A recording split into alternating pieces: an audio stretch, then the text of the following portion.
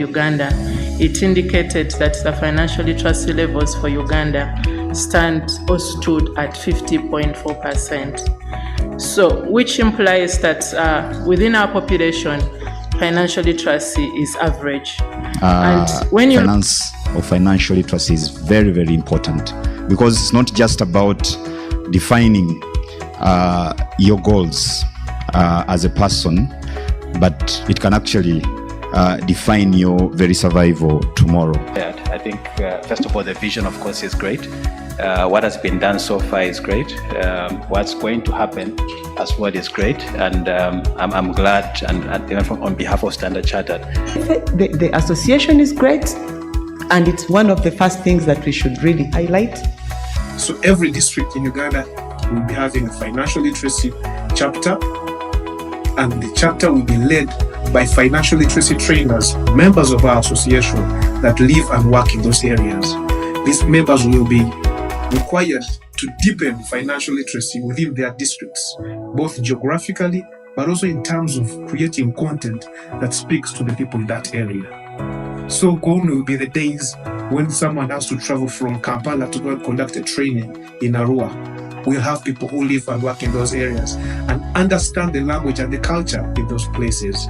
These people will also be responsible for getting data that is relevant for decision making. I don't expect the same investment opportunities in Arua or Zombo to be the same as those in Masaka. And that will be where we'll be coming in to meet these needs. But most importantly, this is good news to our private partners, stakeholders, that is the private sector. We are relieving you of the burden that is related to your CSR or corporate social responsibility.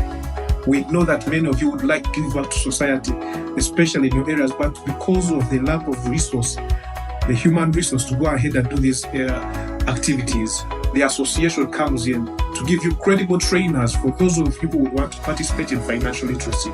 We give you credible trainers who understand the language, understand the culture, and are able to mobilize the kind of audience that you want to relate to. So we'll be very happy to help you as corporate citizens to be able to move on your social agenda. It's going to be a wonderful period for our members because as we speak, we have already started.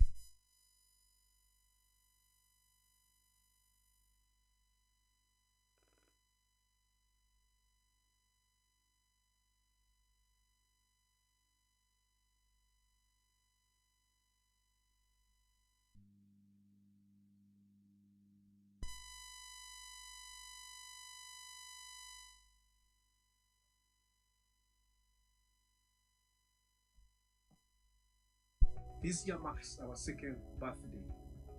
We were with most of you last year at the Serena when we celebrated our first birthday, and we launched our 5-year strategic plan. The last 12 months have been quite a journey. We have seen some ups, but we have also seen some downs. But at the end of it all, it has been successful overall. We managed to reach over 22 million Ugandans through different channels, TV and television, direct contact, and try to spread the gospel of the financial literacy. We have made it to the national documents and programs, that is the National Financial Inclusion Strategy, and we are part and parcel of the review, the upcoming review for the next strategy for financial literacy in Uganda. Our members have moved across this country to be able to participate in the coordination and the activities that are related to financial literacy. I am assuming that most of you come from villages, some village, some parish somewhere. 100 million for initial period of 5 years. Within 5 years, your parish would have received 500 million. Just imagine that that money was responsibly and constructively used. It will obviously transform lives in your communities. We have built good relationships with key stakeholders, that is Ministry of Finance, Bank of Uganda, a number of civil society organizations, private sector. A number of members of our members across the country have attended stakeholder meetings and given valuable information in relation to how we can fast track financial literacy. Today, we are happy to say that we have continuously streamlined and tried to be laser focused on our purpose, and that is to coordinate effective financial literacy activities across the country. We are excited about launching our project Take Ufula Home, which is typically a decentralization and democratization program where we want to take financial literacy down to the grassroots. Look at the capability survey that was conducted in 2022 by Bank of Uganda. It indicated that the financial literacy levels for Uganda stood at 50.4%. So, which implies that within our population, financial literacy is average. And when finance or financial literacy is very, very important, because it's not just about defining your goals as a person, but it can actually define your very survival tomorrow. I think, first of all, the vision, of course, is great. What has been done so far is great. What's going to happen as well is great. And I'm glad, and on behalf of Standard Chartered. The association is great, and it's one of the first things that we should really highlight. So every district in Uganda will be having a financial literacy chapter, and the chapter will be led by financial literacy trainers, members of our association that live and work in those areas. These members will be required to deepen financial literacy within their districts, both geographically, but also in terms of creating content that speaks to the people in that area. So gone will be the days when someone has to travel from Kampala to go and conduct a training in Arua. We'll have people who live and work in those areas and understand the language and the culture in those places. These people will also be responsible for getting data that is relevant for decision making. I don't expect the sample investment opportunities in Arua or Zombo to be the same as those in Masaka. And that will be where we'll be coming in to meet these needs. But most importantly, this is good news to our private partners, stakeholders, that is the private sector. We are relieving you of the burden that is related to your CSR or corporate social responsibility. We know that many of you would like to give back to society, especially in your areas, but because of the lack of resource, the human resource to go ahead and do these activities, the association comes in to give you credible trainers for those of you who want to participate in financial literacy. We give you credible trainers who understand the language, understand the culture, and are able to mobilize the kind of audience that you want to relate to. So we'll be very happy to help you as corporate citizens to be able to move on your social agenda. It's going to be a wonderful period for our members because as we speak, we have already started developing good relationships with entities, both private sector, public sector, but also civil society. As I speak, we have members who have been recommended and are now conducting training in Tanzania under the IOM. We have members that we have recommended to NSSF that have been engaged. We have members that have been recommended to Centenary Bank, Centenary Foundation, that are going to be working.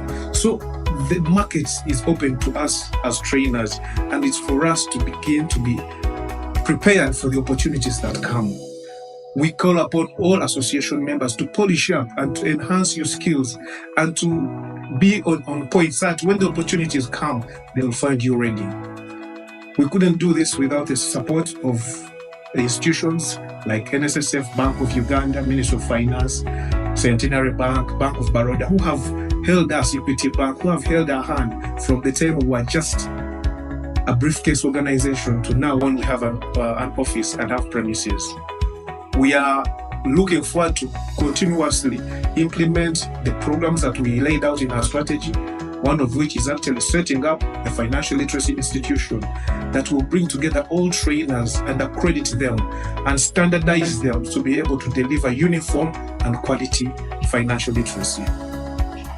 This is going to be also complemented by our cooperative.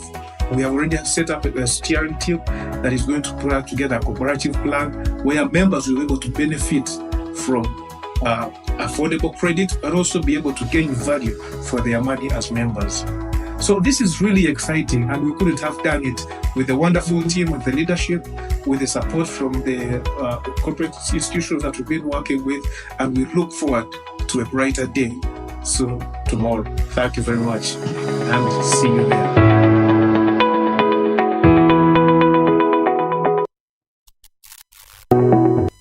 Hello, my name is Daniel Aiwari, and I'm the chairperson of the Uganda Financial Literacy Association. This year marks our second birthday. We were with most of you last year at the Serena when we celebrated our first birthday, and we launched our 5-year strategic plan. The last 12 months have been quite a journey. We have seen some ups, but we have also seen some downs. But at the end of it,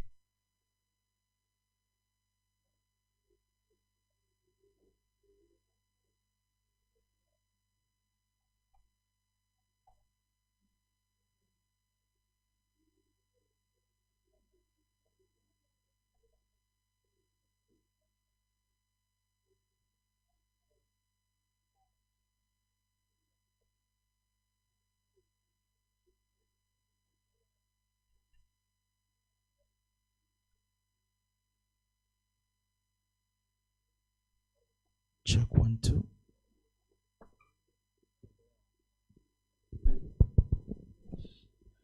Ladies and gentlemen, you once again welcome to the Uganda Financial Literacy Association Think Tank Conference. And I'm very sure most of us have already got our breakfast and settling in. So without any further ado, I think we can get our engagement started. I'm going to request us to settle, limit a bit of movement in the interest of time so that we have this moving. So I'm going to request Daniel. I don't know whether Daniel is here. Yes, Daniel is going to give us an opening prayer. And then we get this started with a word of prayer. After that, the DJ will make arrangement for the anthems. Eh? Okay.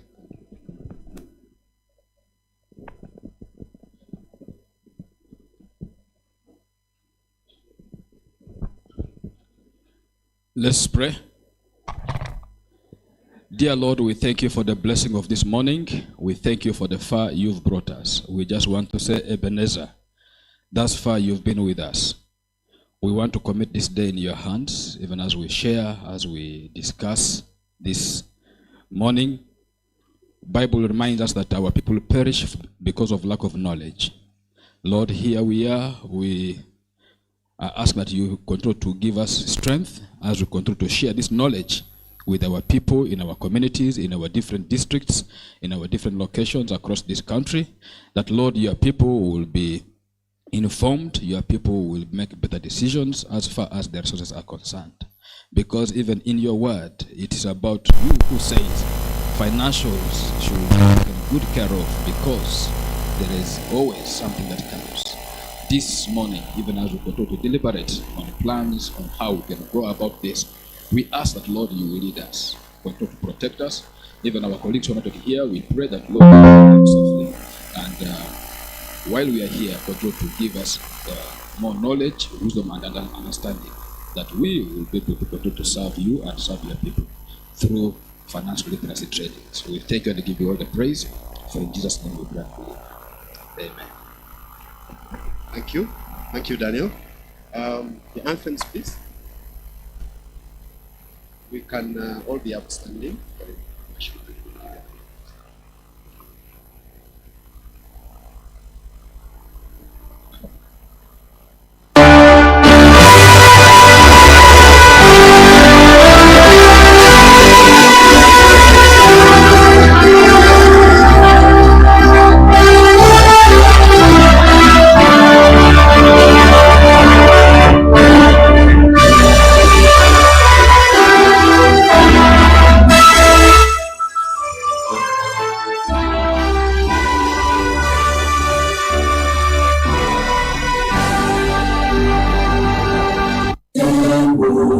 Utaomba unilinde, jumuiya Afrika Mashariki, tuwezeshe kuishi kwa amani, tutimize na malengo yetu.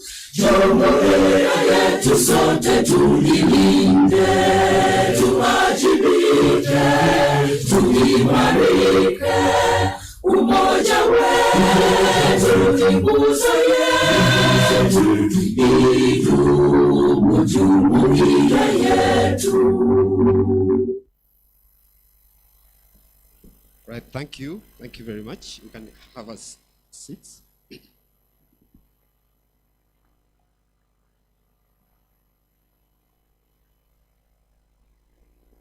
The CEO of the Deposit Protection Fund of Uganda.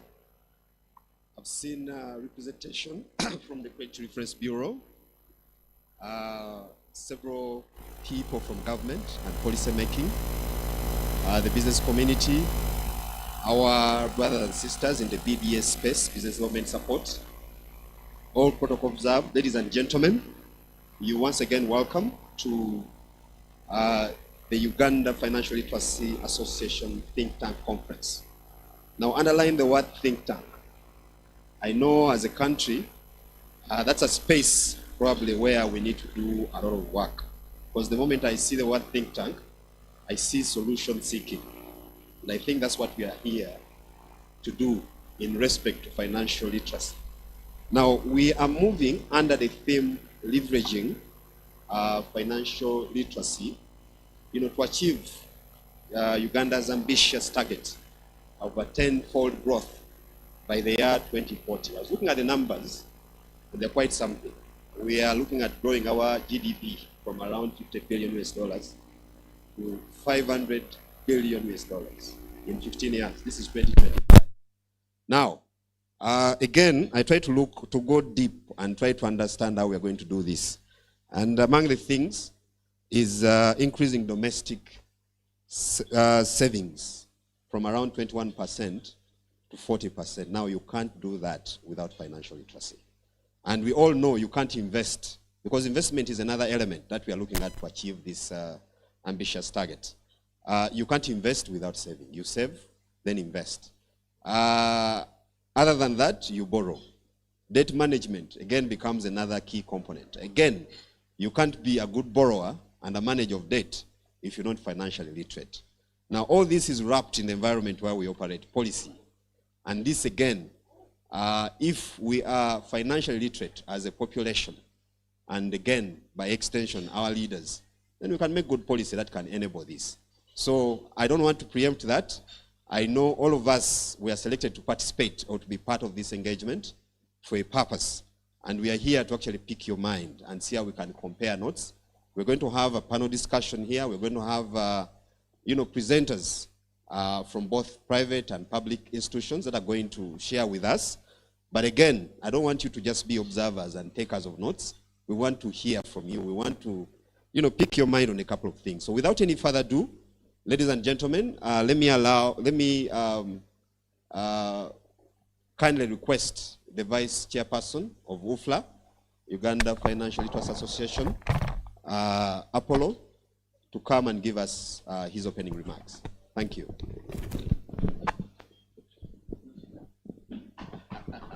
He needs a round of applause. Good morning, everyone. Good morning, everyone. One of the things about being the vice chairperson is you are the one who talks when people are eating, when people are coming in. The chairperson talks only when the minister arrives. So make me feel special. So let me just have your attention. Mine is a quick one. Good morning, everyone. I'm also reminded I'm supposed to say all protocol observed. So good morning, everyone. Uganda Financial Literacy Association is celebrated 2 years this year, and we have had a journey. As practitioners, I am a practitioner in this industry. We, for a long time, were moving without guidance. We just decided about 3 years ago, can we get together? Because this thing called financial literacy has become a hot topic everywhere. And for good reason. Because most of the things we are facing, we can trace back to our levels of financial literacy. Everything in your marriage, you are fighting with your husband, money. In church, you are not believing your pastor, money. When you go to God, the prayer point is, can I have a financial miracle? Money. So wherever you will go, every corner you try to get. I was just out there watching a video of the minister trying to borrow for the nation. And he said, people, this is a nation. We need to run. We need money. And you will go, all memes will go around. Colleagues, money is coming. So it is indeed upon us to make sure that this money conversation goes round. And goes round in the right realm. So as I'm proud to be associated with the Financial Literacy Association for us to carry this forward. We were given the status of a national association. I think that is one of those things before we get ourselves in a law. We should get ourselves in a law sometime one of these days. And I am happy that we have moved this direction. So allow me, the chairman asked me to just share with you the journey. What we did is part of this journey, we put it on video. So what you will be seeing, part of the other journey will be visual. It will be played at a certain point. But to me, I will just go through the Word document. You know, again, the vice chairperson is the one who does the boring things. So what do they call them? They are no longer DJs. The people, if you are happy, if you are good, thank you. So the UFLA story, and Daniel, carry it. Please hold this. The UFLA story can be taken. Let me stand here. It can go through what we call the PETAL stages. So I am going to take you through this, going with what they call a petal. A petal is one of these things. So UFLA is becoming a flower, but petal by petal, we are forming that story. And if you are, this gentleman is not that kind. If you are kind enough, please. Petal starts with the letter P. So as UFLA, we painted a picture to professionalize the practice of financial literacy.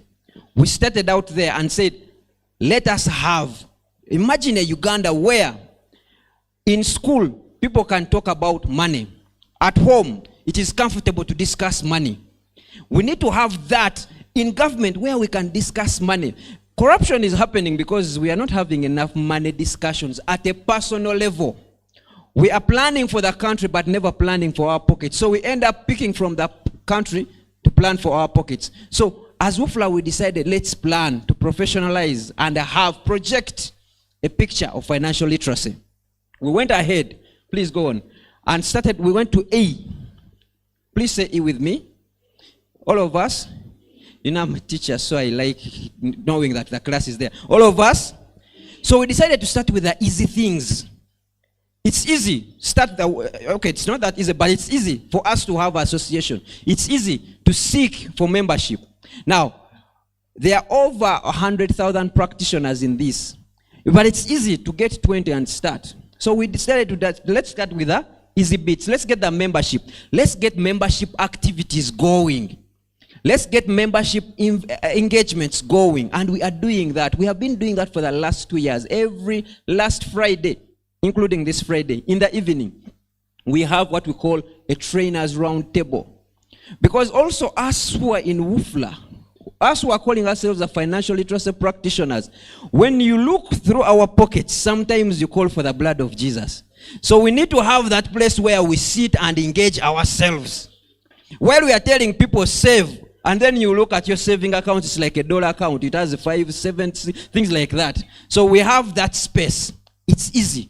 So we have done the easy bits. We went to the next letter. What would be the next letter? We are doing petal. What would be the next letter? T. All of us? This is the UFLA, so please participate. All of us? T. while we are doing things can be tough.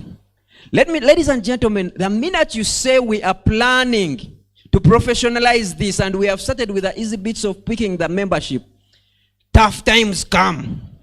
Indeed, as WUFLA, we are facing the tough times. We have faced some of them, we have gone through them, some of them we are still facing. It started as the founding committee, about 50% abandoned. You have started and then they abandon. You see Daniel here, sometimes I sit back and I laugh at him. When they say, who is the WUFLA executive? You see Daniel going.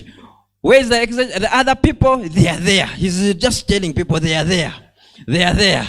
And sometimes maybe I'm the one summoning him, I'm in another capacity, so I can't even say I am with you. He's alone. So he has gone through those tough times. As WUFLA, we are facing quite a number. Oh, this is so... I just want to highlight some of the challenges. There's a lot of lip service we are getting from organizations. You know, what you are doing is a good thing. It's a good thing. We like what you are doing. Everyone, we like it. But do they actually come to the support of that? We are... limited financing resources, inadequate digital infrastructures, transport to field work and logistics. This is a national thing.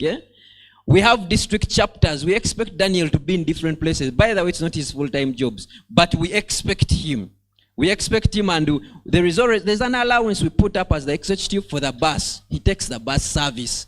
So those things, the low national visibility and recognition.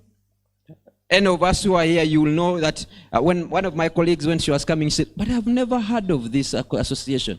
And I just said, we are cool that way. But actually, they have never heard of us.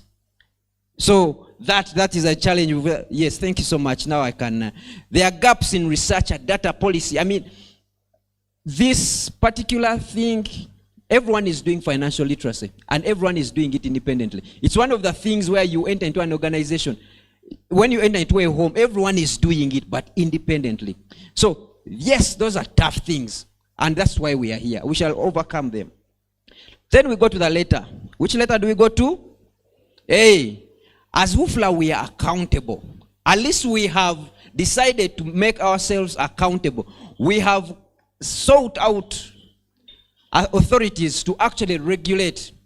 We are looking for partnerships where we can actually come to them and tell them, this is how we are doing. This is what we intend to do. We don't just want to be the alphas and the omegas of this. We want actually regulation. We have been to all the authorities in the financial sector. We've been to the CMA, IRA. We've been to Ministry of Finance. We've been to so many of those offices. There is FISO, there is PDM. There's so much. And we are saying, guys, while we are doing this, you are also doing it. How do we coordinate this? Because accountability for us is key. When we have such a conference like this and we ask you for your money, ask us for accountability. We want to be accountable. Because it's a pillar of financial literacy. As we start preaching financial literacy, if we are not accountable ourselves, I mean, it's just... we also have a strategic plan. We have done a 5-year strategic plan, and we are happy for you to inspect it and say, by the way, you guys said you are going this way, but we are seeing you going this way. That's us creating accountability. At inception, even as we begin, we are 2 years, but we are anticipating these things. And you're saying, let's be accountable. And that leaves us one last letter of the PETAL, and that letter is L. As WUFLA, we have decided to look where others are not looking. You have decided to skill yourselves with all the MBAs, but you have not skilled yourselves with the management of your pocket. So let's look at that. You have become CEO, but when they tell you it is time to retire, you say, give me another contract. So let us also let's look at that. How can we prepare you? Because everyone is looking, and then they are saying, we are patriotic, we are serving the greater good, but you are not going away for the young ones to take over. And as WUFLA, we are saying, let's prepare you.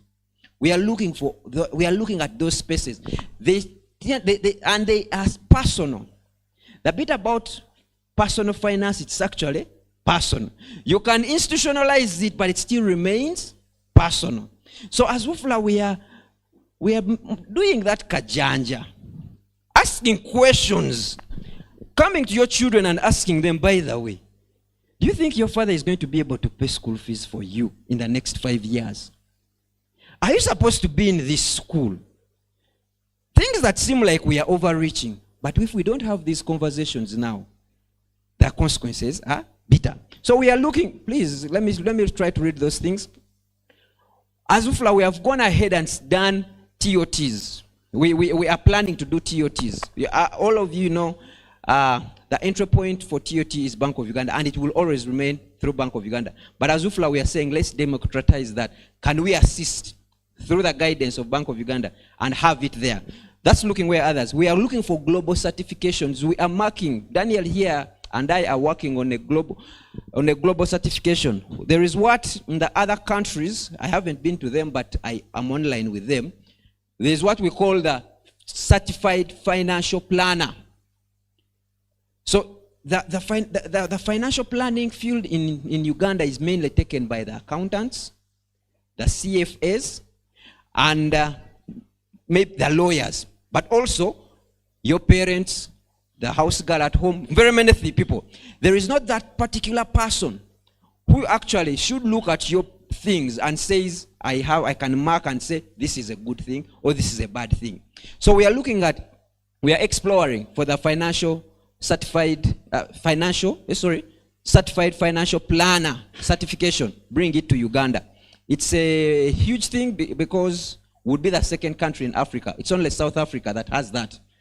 And we have been talking. For the last 2 years, they told us they will talk back, they will talk again to us in 2026. They said 2026. That was 2024. We said we shall wait. And we are rallying around that. That's us looking where others are not looking.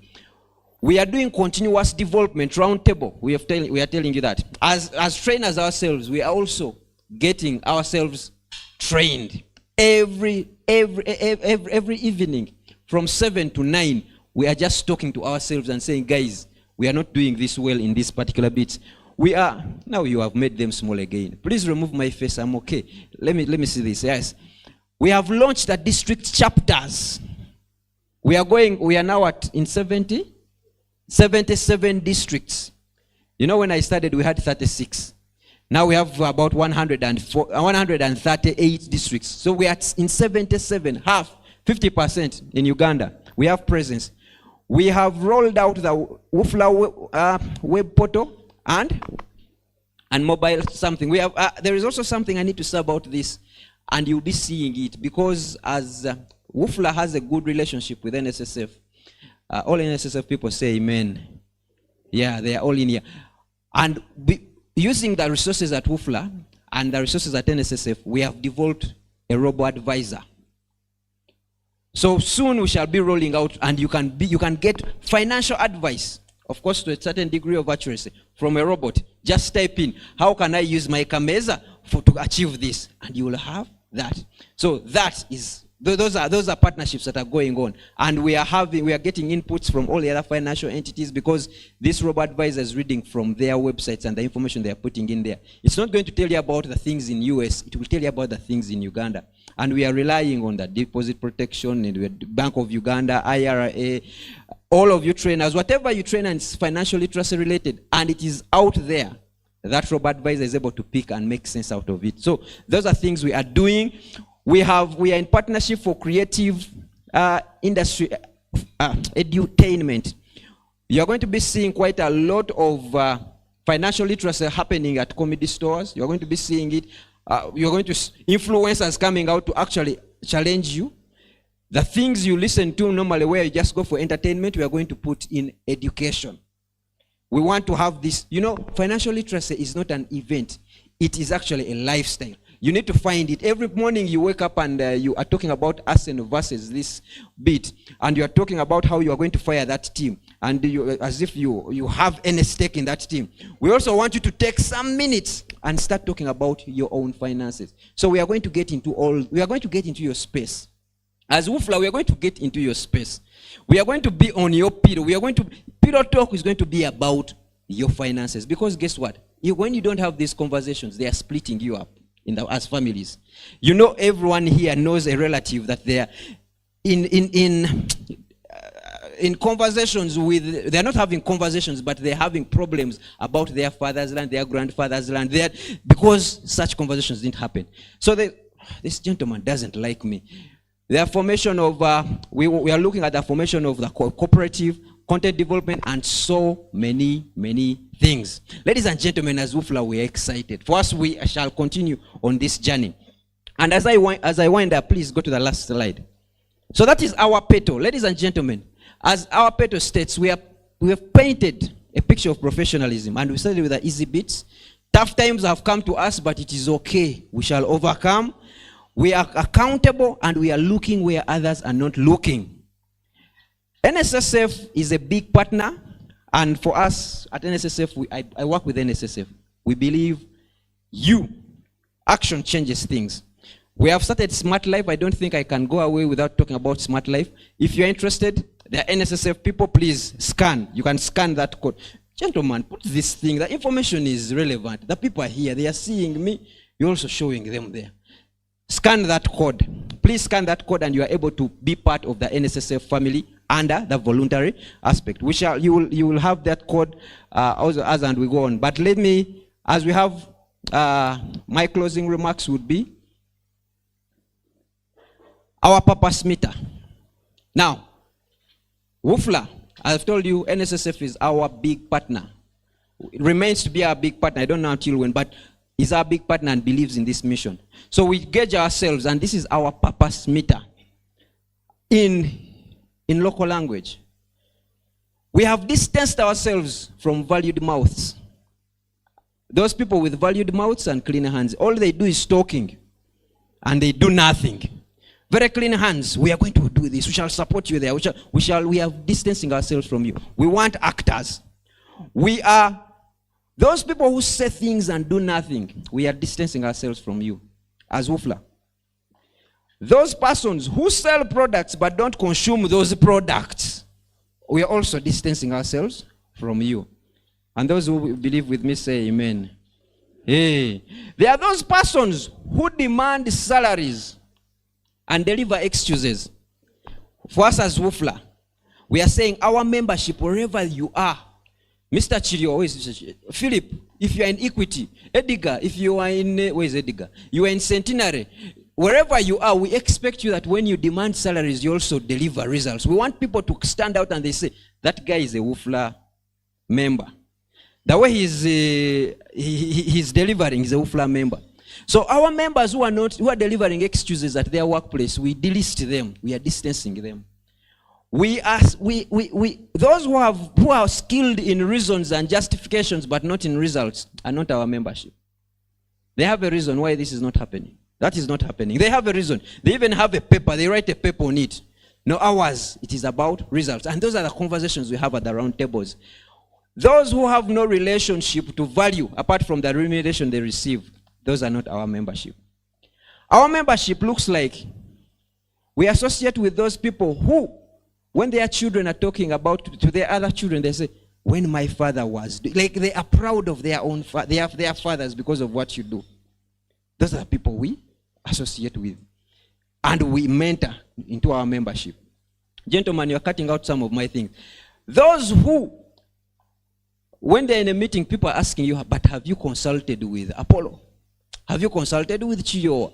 The meeting can't go on until they are sure you have been consulted. That is the membership we are building at WUFLA. Those people, those persons, those members, like when you come, the meeting can start. Like when you're a WUFLA member, like meeting is not starting, and when they see you, they say, people have come, let us start the meeting. That is the kind of person we are building. There are those people who say, let us wait. Let's wait and see what he says before we proceed. Like, yes, everyone can say, but then that person will say. Ladies and gentlemen, it is because we are intentional about building our brand. Because our job is talking, but it's not just going to be about talking. It has to be about results. Results and results. Because at WUFLA we believe action changes things. Welcome.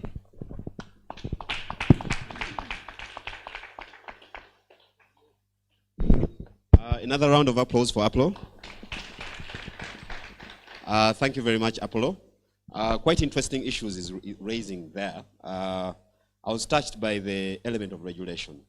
I think today we have quite a number of financial advisors. An elder in the village is an advisor. I've seen people with their money saying, I need to consult my pastor first, which is not bad, but I mean, the question is what? And so many other things. If you've been following online, I happen to have a media background, as some of you may know. You see quite a lot of debates. There's been this very interesting debate about bonds and real estate. I'm sure some of us have seen that. So, but just think about the public. What are they thinking? What is running in their minds? This one is saying this, the other one is saying the other. Where can they go to actually seek the truth and verify this information, or use it as a point of reference? So, quite interesting. I like the issue of research.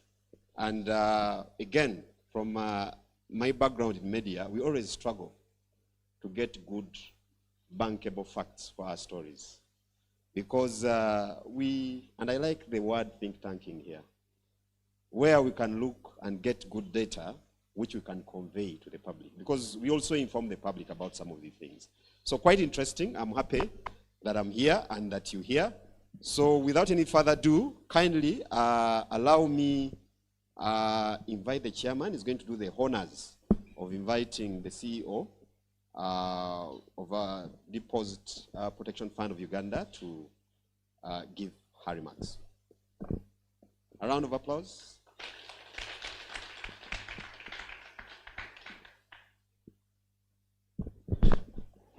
Thank you very much, Charles. Good morning, ladies and gentlemen.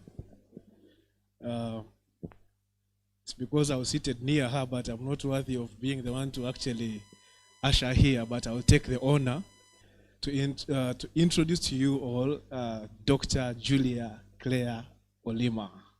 Now, the doctor is not just an honor. No, it is actually, she did research.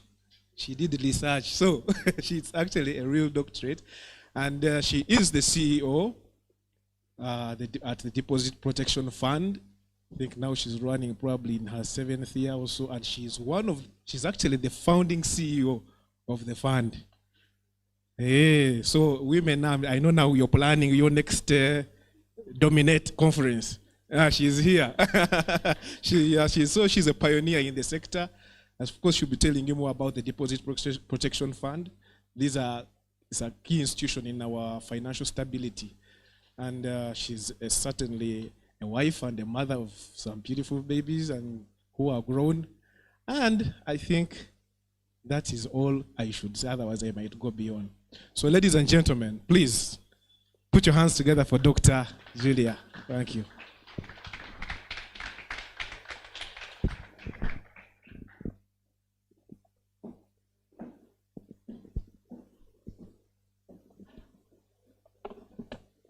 Thank you so much, Daniel, the president of UFLA.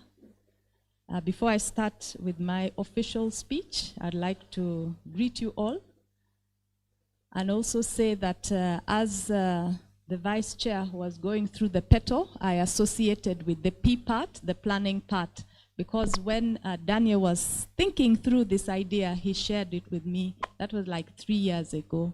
Of course, at that point in time, it looked far-fetched, but I'm so happy that it has come to fruition, and I congratulate you, Daniel, and your team for not giving up even when the tough came. We say when it gets tough, the tough get going, so well done on that. So I'll go now to my formal speech. The Honorable Minister of Finance, Planning and Economic Development, I'm sure he's coming in to join us. The Commissioner of Financial Services at the Ministry of Finance, Planning and Economic Development. Executive Director, National Payments System, BOU, when he comes in. The President of Uganda Financial Literacy Association, distinguished ladies and gentlemen in your various capacities. It is both an honor and a privilege to join you today at this important UFLA Think Tank conference. On behalf of the board, management and staff of the Deposit Protection Fund, I extend our warmest greetings and sincere appreciation to the association for organizing this very timely and impactful conference. Ladies and gentlemen, it is possible that some of you might not know a lot about the Deposit Protection Fund, and as Daniel has stated, I am the founding CEO, and I've worked with the DPF for coming to 8 years now, so yes, it's a bit new. So what is the Deposit Protection Fund? The Deposit Protection Fund is an agency of the government of Uganda that was established in the Financial Institutions Act as a separate legal entity in 2016. And in 2017, I and 2 other staff from the Bank of Uganda then were seconded to start the process of establishing the Deposit Protection Fund. So the Deposit Protection Fund currently protects up to 10 million shillings. And I know there's a lot of question about why 10 million, why not 100 million, why not 500 million? But I want to assure you that at the 10 million, we're covering 98% of the deposit accounts in our financial sector fully, which means 98% of Ugandans will have less than 10 million in their bank accounts. It is also important to note that deposit protection largely protects the vulnerable, the small depositor, what we say omuntu wa wansi, those at the end of the pyramid who don't have a lot of financial knowledge and really put their money in any bank. As long as it's regulated by Bank of Uganda, they'll say, this is my bank, I'm putting in my money. But for you who might have more than the 10 million, the time has come for you to think before you decide to put your money in any financial institution. And I keep saying it's just like how there are so many schools out there. They're licensed by the Ministry of Education. They're regulated. But you don't just take your child to any school. You make so many decisions or look at so many factors about the school, then take that informed decision. It's the same with your money. That put your money in a bank that you feel, when you look at the financial statements, you feel confident that this is a bank that would suit your needs in terms of even its financial strength. So then what happens to my money above the 10 million? Do I lose it? No, you might not lose it, although you will get paid by the liquidator when the bank's assets are now being sold off. And that payment would obviously depend on the liquidation proceeds that have been received by the liquidator. But I'm trusting that from here, all of you will know your bank.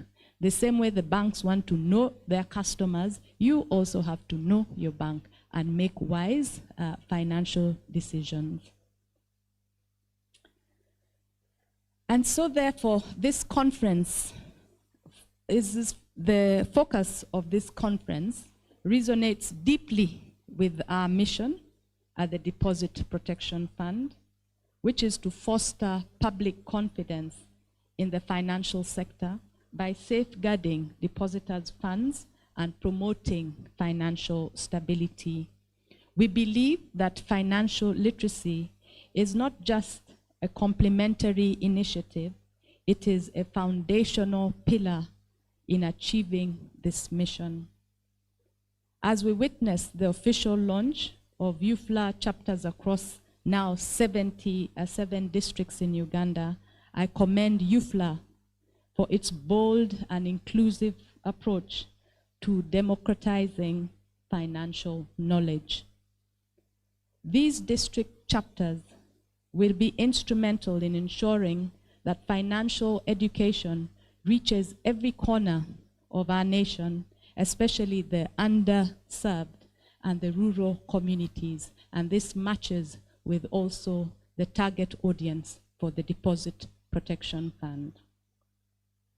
The DPF, therefore, is proud to align with UFLA in this journey. Our shared goal is to empower Ugandans with knowledge and confidence to make informed financial decisions, to save wisely, and to trust institutions that safeguard their hard-earned money. We are particularly excited about UFLA's innovative interventions, such as the rollout of the digital portal and mobile app, translation of financial content into 8 local languages, amongst others. These initiatives are not only inclusive, but also forward-thinking, and we look forward to exploring collaborative opportunities to amplify their impact. As we move forward, ladies and gentlemen, the DPF remains committed to supporting financial literacy through public education, strategic partnerships, and community engagement. We believe that a financially literate population is a protected population, one that is resilient, empowered, and economically secure. One of the major public policy objectives of the DPF is to contribute to building public confidence in the financial system. This can only be achieved if the public is well informed about the role of the DPF in ensuring that their deposits are protected. Let me once again thank UFLA, the whole team, for this invitation and for the opportunity to contribute to this important dialogue. I look forward to rich discussions ahead and to working together to build a financially inclusive Uganda. Thank you very much, and I wish you all well. Thank you, Dr. Julia. Another round of applause for Dr.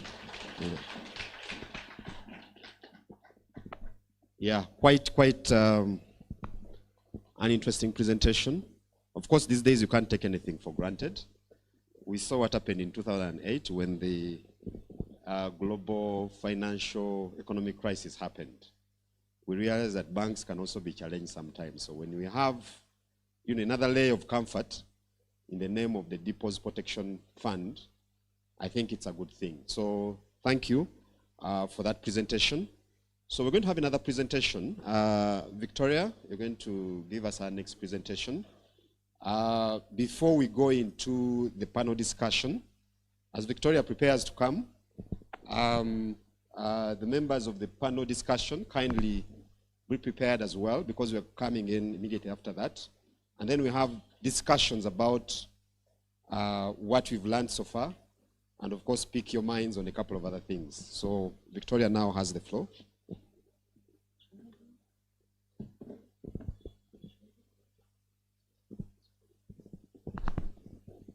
Okay, good morning, ladies and gentlemen. All protocol observed. Dr. Juliet, I'm humbled to be speaking after you. Good morning. I'm looking forward to the system in there. Thank you so much. Can we make it more visible? You can, yes. Thank you. Once again, good morning, ladies and gentlemen. My name is Victoria Nyanzi, and I do a couple of things: marketing, public relations, and personal branding.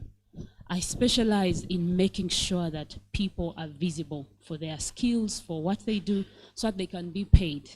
And that's why I'm here this morning. I want to speak about digital credibility, how we can attain digital credibility, and how we can make sure that we're building trust and have people see us for what we do, book us, and probably make money from existing and what we do as financial trainers, as insurance brokers, and so many other things that we do.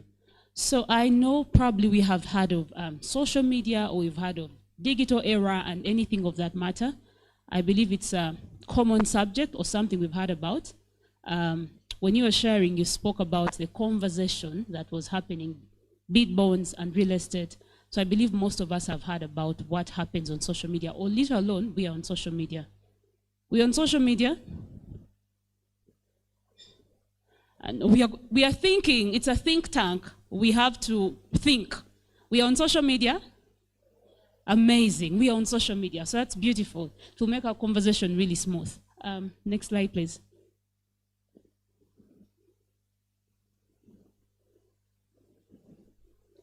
So the real thing that I discovered is that if people don't know you, they actually cannot book you. They cannot work with you.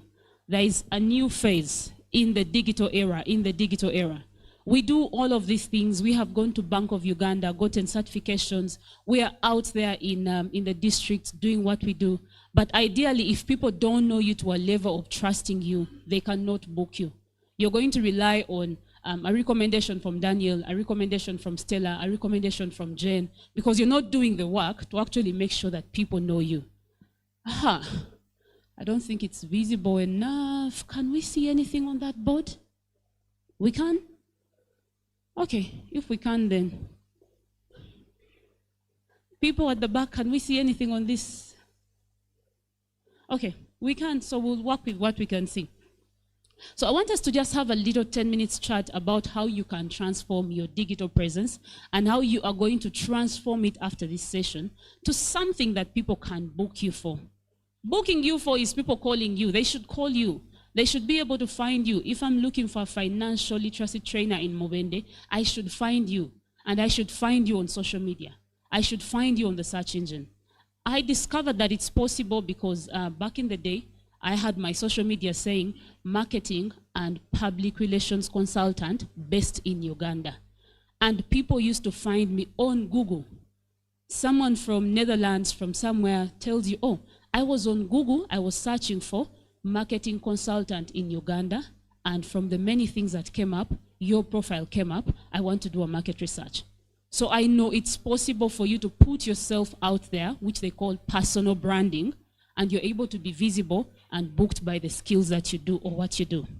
Let's have the next slide.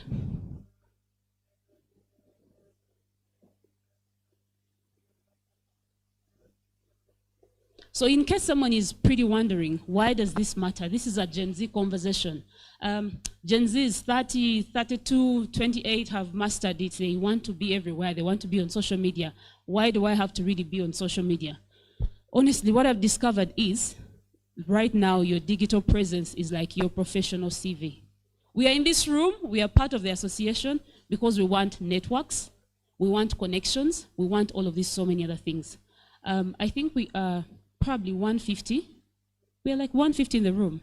But I can make one social media post and it's seen by 300,000 people. So that means your digital presence matters more than anything. If you can be seen by so many other people, it's even better than being in a room. So you just come into the room to support or to defend your existence on that platform. The other thing I've learned is real authority. People to feel and understand what you do. People to feel and buy into that thing. They have to see you showing it somewhere. They see you showing it somewhere. They speak about you in a room that you are not. So you only have us in this room to speak about you today.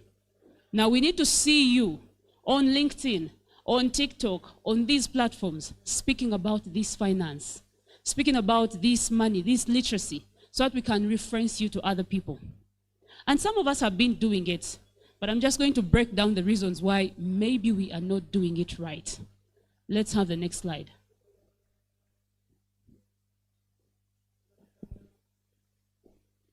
Hello? They're coming. So as they're coming, we'll still continue our conversation. We are in the think tank. Okay, he has really brought it. Amazing, thank you. So some of us are doing this personal branding and putting ourselves out there. Now, as we think about it, I want to ask a question. People that are in the marketing space, don't raise your hand, don't answer. Anyone that can tell me the meaning of conversion rate?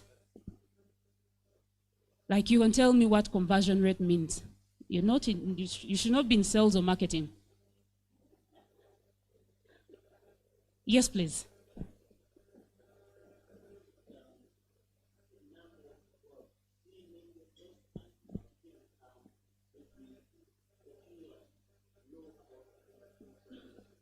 Okay, all right. Okay, that was an easy one. But we were getting there. I want to find another one. And we'll not find another one to save time. I was asking that question because it leads me to the first problem that I think might be holding us back from building our personal brands on social media. Vague messaging. You know a bid bond? I don't know a bid bond. You know a unit trust? I don't know a unit trust. I know conversion rate, you don't know conversion rate. I know return on investment, you don't know return on investment, probably. So what I mean is, we don't simplify the message when we get on these platforms. We think we are speaking to Daniel, to Jen, to Peter. Please make me understand a bid bond like a 5-year-old child, because I don't understand it. I don't know what a unit trust is and what it's going to do for me. This big word, deposit protection, is very big for someone. So the number one thing that we really face is vague messaging. We know these things, the big things that we do, but if we don't break them down for people to understand them, personal branding becomes difficult for you. And when you think about it, we are financially trusted trainers. That means we want to train. We want to make sure that we break down a message for people. So if you think of, being on social media and putting yourself out there, you have to be intentional about making sure the message is clear so that people can understand it. But those that are not even making the message clear, what we really struggle with is an active online presence. Anyone that has posted on their LinkedIn in the past 5 days, apart from Daniel, apart from Rachel, apart from a couple of common faces, apart from Marjorie, anyone that has posted on their LinkedIn in the past 5 days, apart from Aisha, if I know your name, apart from you, because that means I know your name, I saw your post. No one has posted on their LinkedIn in the past 5 days. I know your name. Anyone that has posted on their LinkedIn in the past 5 days. Okay, amazing. What did you post about, please? Financial literacy. Financial? Yes, Philip. Financial literacy. When did you drop the post? Yesterday evening. Well done, Philip. At least Philip made the post yesterday evening. Would you mind reading for us that post, Philip? We could do an audit on the same kind of post.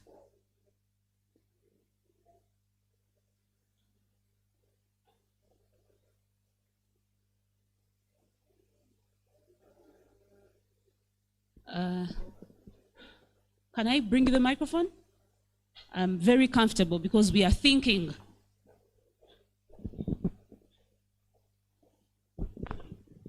My name is Philip Chiriowa.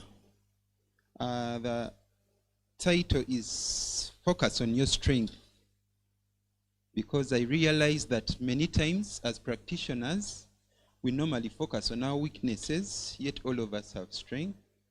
I endeavor to regularly post as and when. Thank you. I wanted us to read it further. I'll do you the honors. So Philip says, focus on your strength. In the Strength Finder, I read a statement that gave me a fresh perspective. The best leaders always focus on their strength. We live in a world where self-comparison is the norm. Learning from successful people is very important, but trying to fit into their shoes is hard. Everybody was created in a unique way. Every person is important. Every person has a unique purpose on earth. The danger arises, I'll not continue, but I love it that Philip has given me an amazing case study.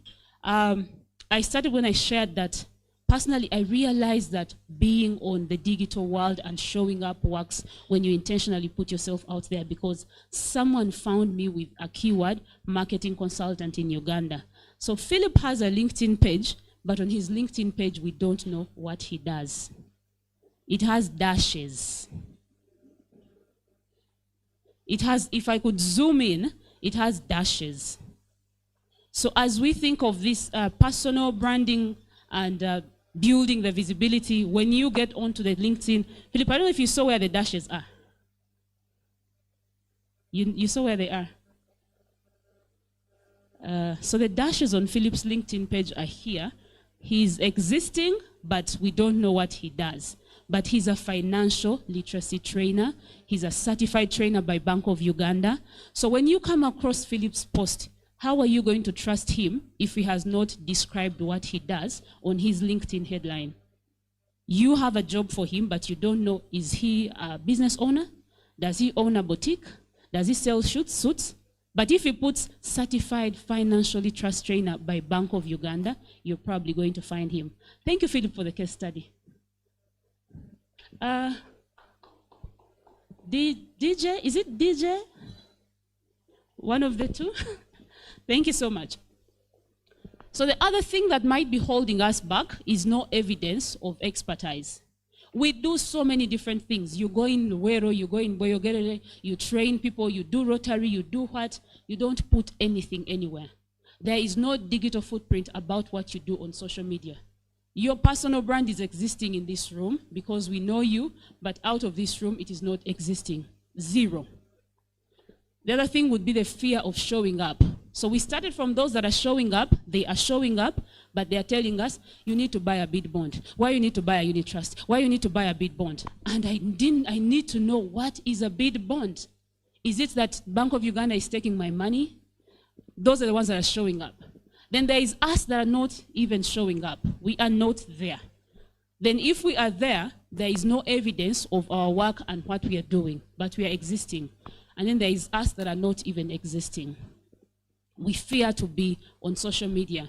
We fear to be seen out there. We fear to be seen doing these things. But remember, like I said, that other than us being in this room for these networks and everything, we can cultivate other networks for ourselves on such platforms. People need to be able to recommend you and say that you can work with Stella. I saw Stella in this training. I saw James in this training. They are the best financial trainer you can work with. And that's where social media comes in. One post like this, you speak to 300,000 people. 300 of those book you, or they speak about you. So what I wanted to really share is now what I call the digital credibility triangle.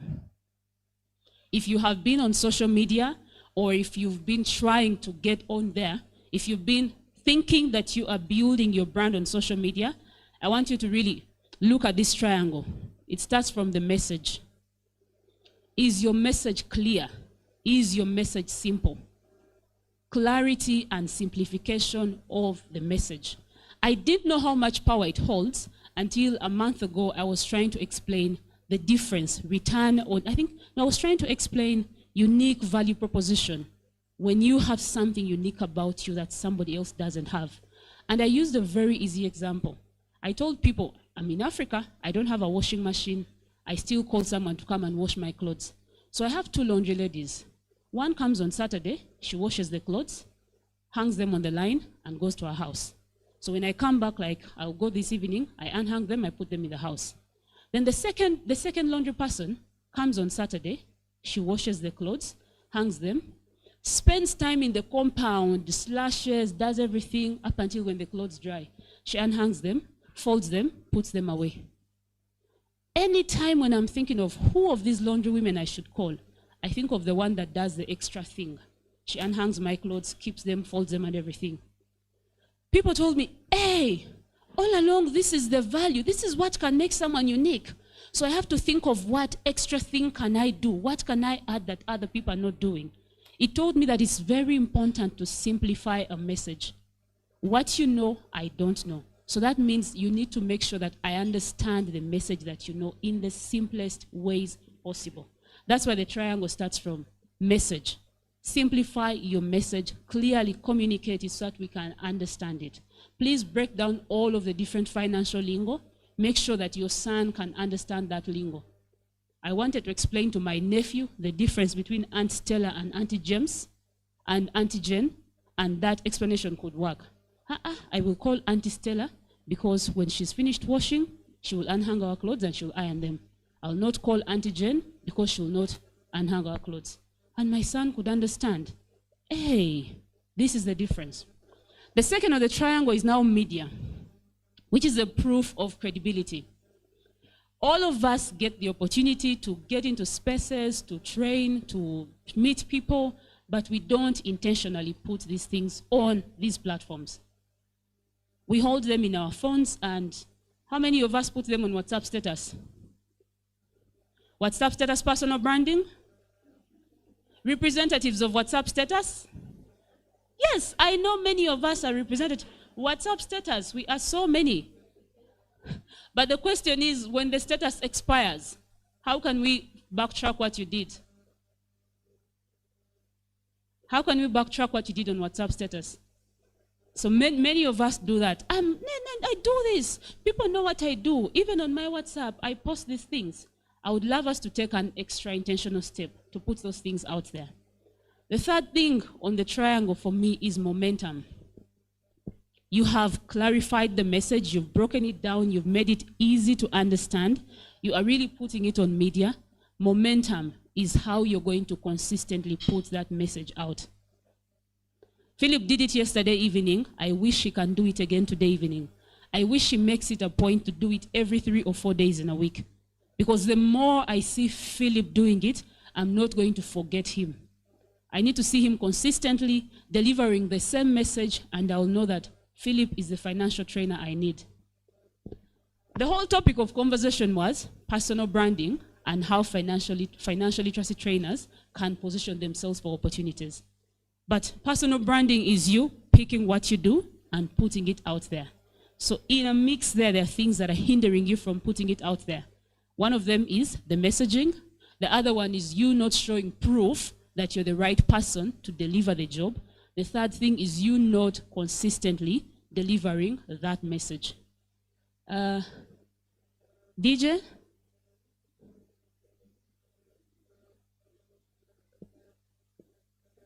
Okay, thank you. I'll just run through this because I really explained it. Starting from the message. You have to be clear and be known. I don't know if all of us are clear on who we serve and what we do, because that is where clarity in your messaging comes in. Who is that person that you serve? Or who is that person that you train finances? Are they small business owners? Are they middle to large businesses? Are they women? Are they girls? Are they children? We need to be able to differentiate you from me, yet we do the same thing. Probably differentiating this message might come into the real impact of your work. Are you the one that is training us to get out of debt, or you are training us to save? Those two could be two different people. If you want to be different, you could be the one that is training us to save, or you are the one that is training us to get out of debt. So you have a particular group of people that you're going to serve with your message. That's the problem that you solve. How can you articulate it properly? I am training people to get out of debt. I'm training border riders to manage their money. I am training farmers to manage their money. We are doing the same thing. We are 100, we are 150, but we could all be different and literally have different messages and show up differently. DJ. The DJ is really interrupting our speeches. The next one. Thank you. So this is media. I try to explain media. That after all of the interactions that you are doing, if we are looking at building trust, credibility, and visibility, we have to be very intentional about showcasing the things that we do online out there. If you search, or we are going to do some sort of Google search, like you search yourself in the Google search engine and check. If you put your full name, Nakatu Destella, does your work come? Can people find you because of your work? You did a training last Tuesday. You were in Chiriandongo, you did a training. Can we find that work on the search engine? You can do that search and, gauge and say, okay, I think my work is on there or my work is not on there. I have to start putting my work on there. So that's the whole bit about media. It goes beyond just you dropping things on your WhatsApp status and you making sure you're putting these things where people can access them and get to have a clear understanding of what you do as a brand. DJ. Momentum. Thank you. So I love to use Philip as an example. He said he shared last evening. And I'm wondering, Philip, when are you going to share again about what you do?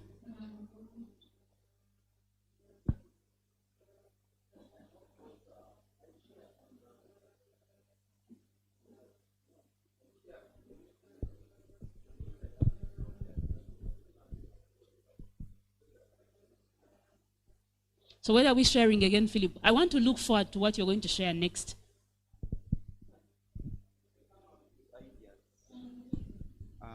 Even now I can.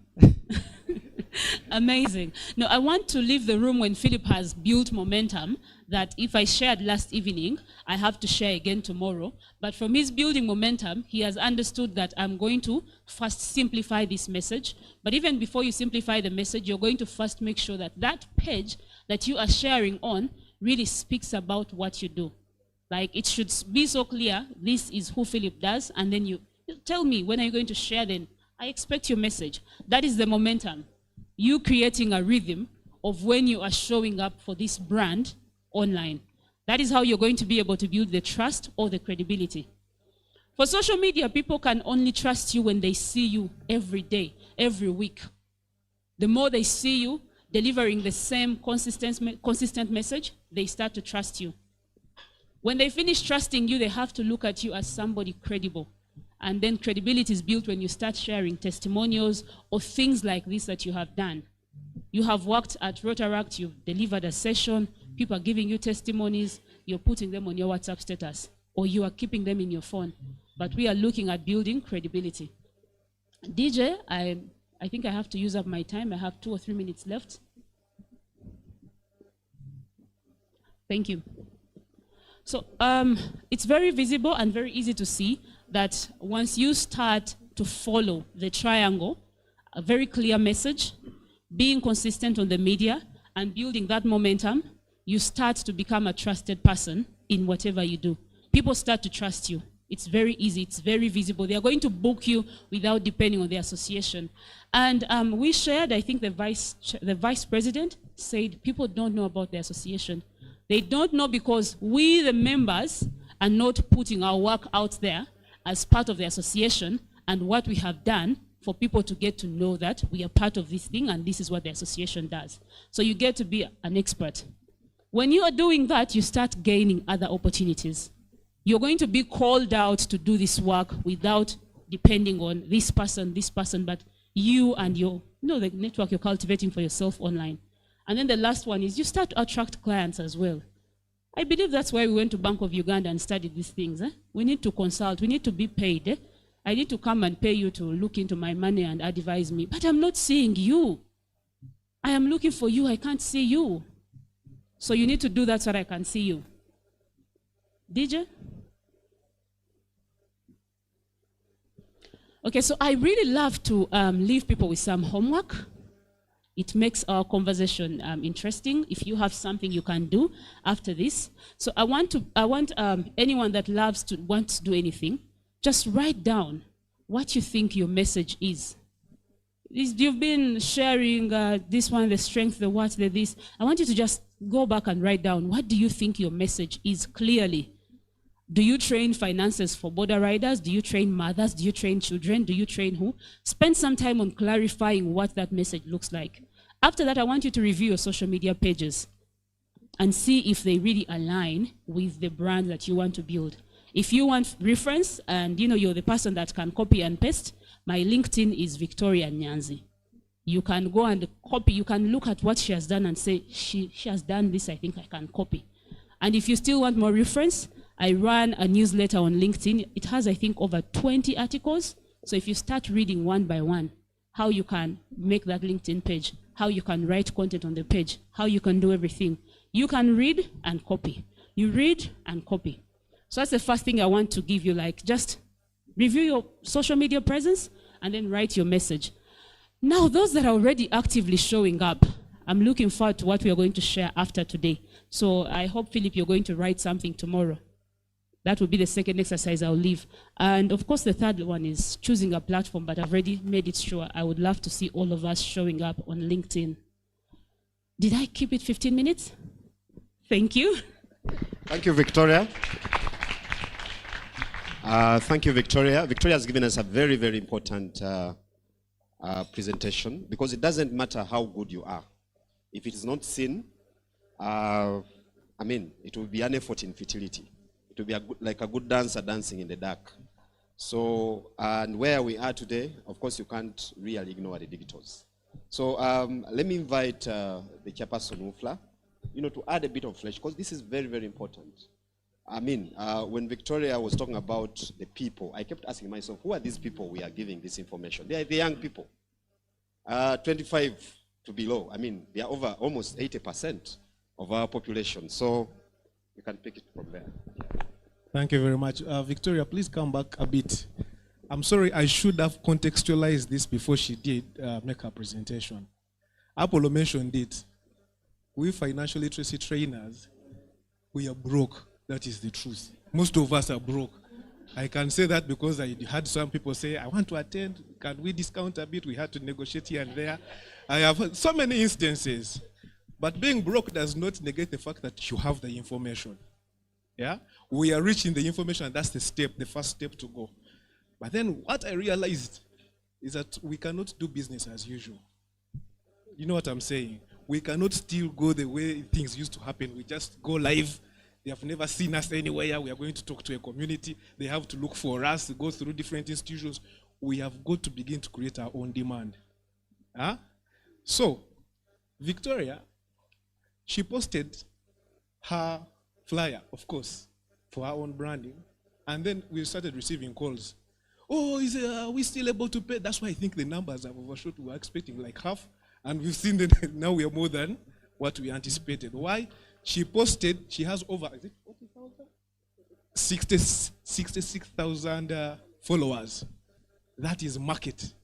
So what am I saying? We need to create our own demand. That means we have got to rebrand ourselves. That means we have got to communicate better. Because our sustainability plan is not to depend on funds from these institutions. We have got to create our own money. And you said last year when we launched that number one is to make sure we are a sustainable organization. Meaning that at organization level, we're able to make money, but most important, at individual level, you're able to be called to carry out a training, get paid for it, and also report that we are contributing to the national. So we have come up with an elite group of influencers. I don't know whether all of them are here. Majo, where's your group? Majo, Joan is not here. These are financial literacy influencers. If you go on social media, you'll find them there. And when they speak or when they post, the market listens. We want to grow that group to be probably hitting up 500,000 probably by the end of the year. And we are proposing that she helps to groom that group, but also groom all of us. So by consensus, I want us to agree as members. Should we take up her services? Were you happy with what she presented? Will you will you attend? Are you willing to contribute to your own growth? Because that's what we really think. If we're able to market ourselves, get the market come to us, we'll be able to deliver much better. So that is the reason why we decided to put this special session for her, and I hope she has added value. So clearly you've got the contract because the members have spoken. Thank you.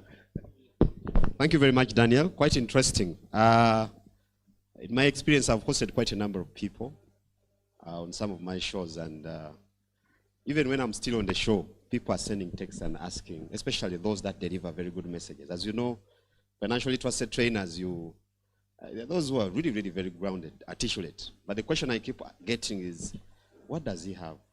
What does he do? What does he own? He has delivered very well, or she has delivered very well. So I think that's an important one. As a financial literacy trainer, you should, really, brokenness shouldn't be close to you. The other important issue, again, which doesn't need more emphasis, is the platform. Let's have these messages there. We have all sorts of motivational speakers these days. So it becomes extremely hard for the public.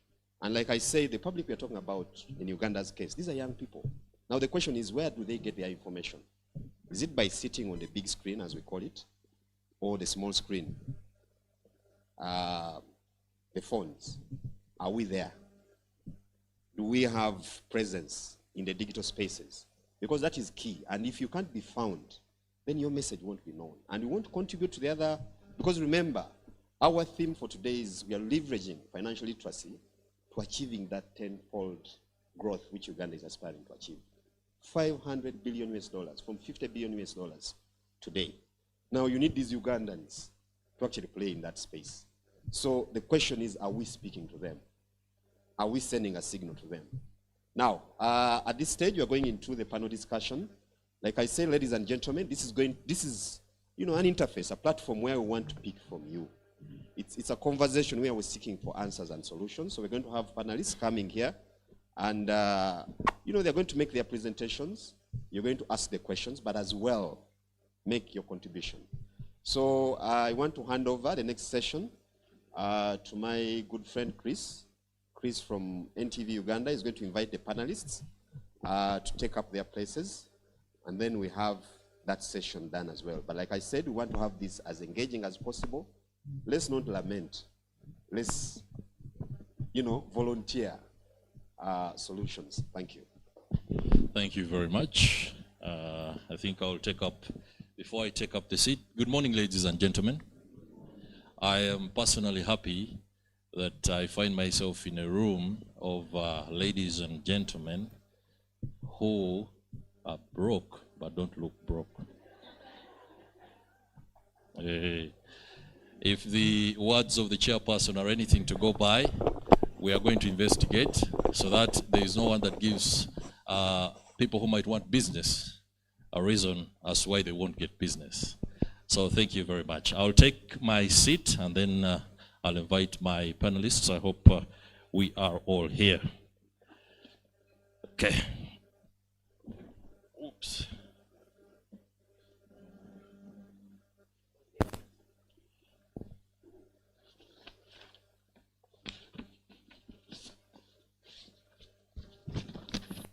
So in line with today's theme, that is leveraging financial literacy for achieving Uganda's ambition of a tenfold economic growth by 2040, this panel will sit and offer much needed insight and perspective to ensure that this particular objective and set of goals is achieved. Allow me, ladies and gentlemen, to invite Mr. Christopher Sengendo, the Managing Director and CEO at Spades Insurance Brokers Limited. Mr. Sengendo, please make your way.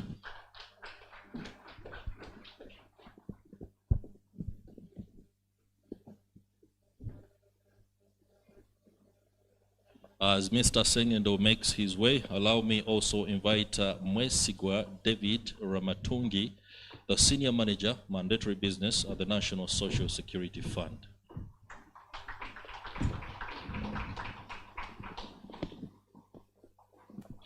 Allow me also invite Ms. Victoria Nyanzi, founder, the African Sisters Network. Okay, Ms. Victoria Nyanzi has just spoken to us. I think that will do as the conveners do rectify that particular issue. Shall we go with two?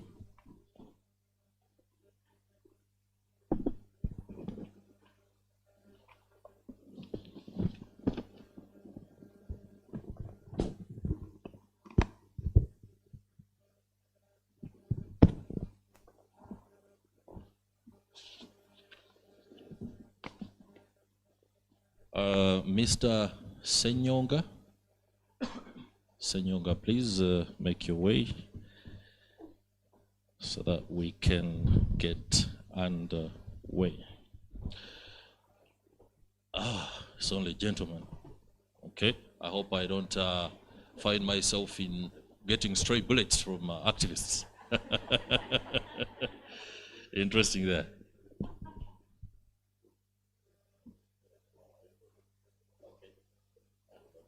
All right, Ms. Lintuke, please make your way to the panel as I effectively give way to you so that I can take up the podium or the rostrum. You're most welcome. Great, so you're most welcome. I think we are now comfortable, aren't we? I know the extremists want another lady so they can be equal participation, but no doubt when it comes to the writing of the checks, the ladies, I'm told, are in charge. All right, this particular panel seeks to raise awareness and call for action among civil society public sector, private sector, financial literacy trainers to embrace and partner with the Uganda Financial Literacy Association in driving inclusive financial education and economic transformation. So ladies and gentlemen, in the spirit of Ubuntu, please put your hands together for these gentlemen and ladies. All right, I'll ask a general question. This one will require you to briefly introduce yourselves, your organization, highlight some of the organizational interventions as well as innovations that are driving business growth while deepening financial inclusion within your spaces. And like we behave, the ladies first. Miss Lintuke. Can I have a microphone for the lady? All right, there's a very good gentleman nearby. Thank you, Chris. So Chris forgot about me, so I'm going to do the honors and introduce myself properly. All right. So my name is Lintu K. I am the Manager, Communications and Public Relations at the Capital Markets Authority. I am also a strategic communicator and a public relations professional. I also consult with personal branding alongside with what Victoria just said. My most recent research was on online personal branding for executives and how that impacts on overall perception of their companies. What that means is, as leaders in this room right here, we actually have the capacity to move our organizations forward through strategic communication and online personal branding that we have all heard about this morning. Now, the Capital Markets Authority is a government body that was set up by an Act of Parliament in 1996, and the purpose really is to regulate and develop the capital market space. The capital markets is quite a big word. As we have heard, we need to simplify some of these concepts, but the capital markets is actually like any other market. If you go to Nakawa, Nakasero, only that here we are dealing in buying and selling of financial products. Some of those financial products also have a big name called securities, but that's really just for us, the financial experts, to talk and feel good in a room. It's really, we are buying and selling financial products. Some of these products we'll talk about. You've heard about the shares, that is buying a part of a company. You've heard about the treasury bills and bonds. I'm sure we'll be able to break those down into actual, language that you can understand. But essentially, with government bonds, you're borrowing. You're lending to the government. The government is always borrowing to fund its projects. And so you're saying, as the public, as the citizens of Uganda, can we put together the money we have saved and lend it to the government and get an interest in return? So there are so many others. The most popular one right now is the unit trusts. That's part of the collective investment schemes. It started in 2016 as a campaign of the CMA, and we are very much willing to work with UFLA to start to make some of these products accessible even to the grassroots, especially products like the unit trusts, and another project I'll talk about called Saving coming up by the government of Uganda. All right, so thank you very much.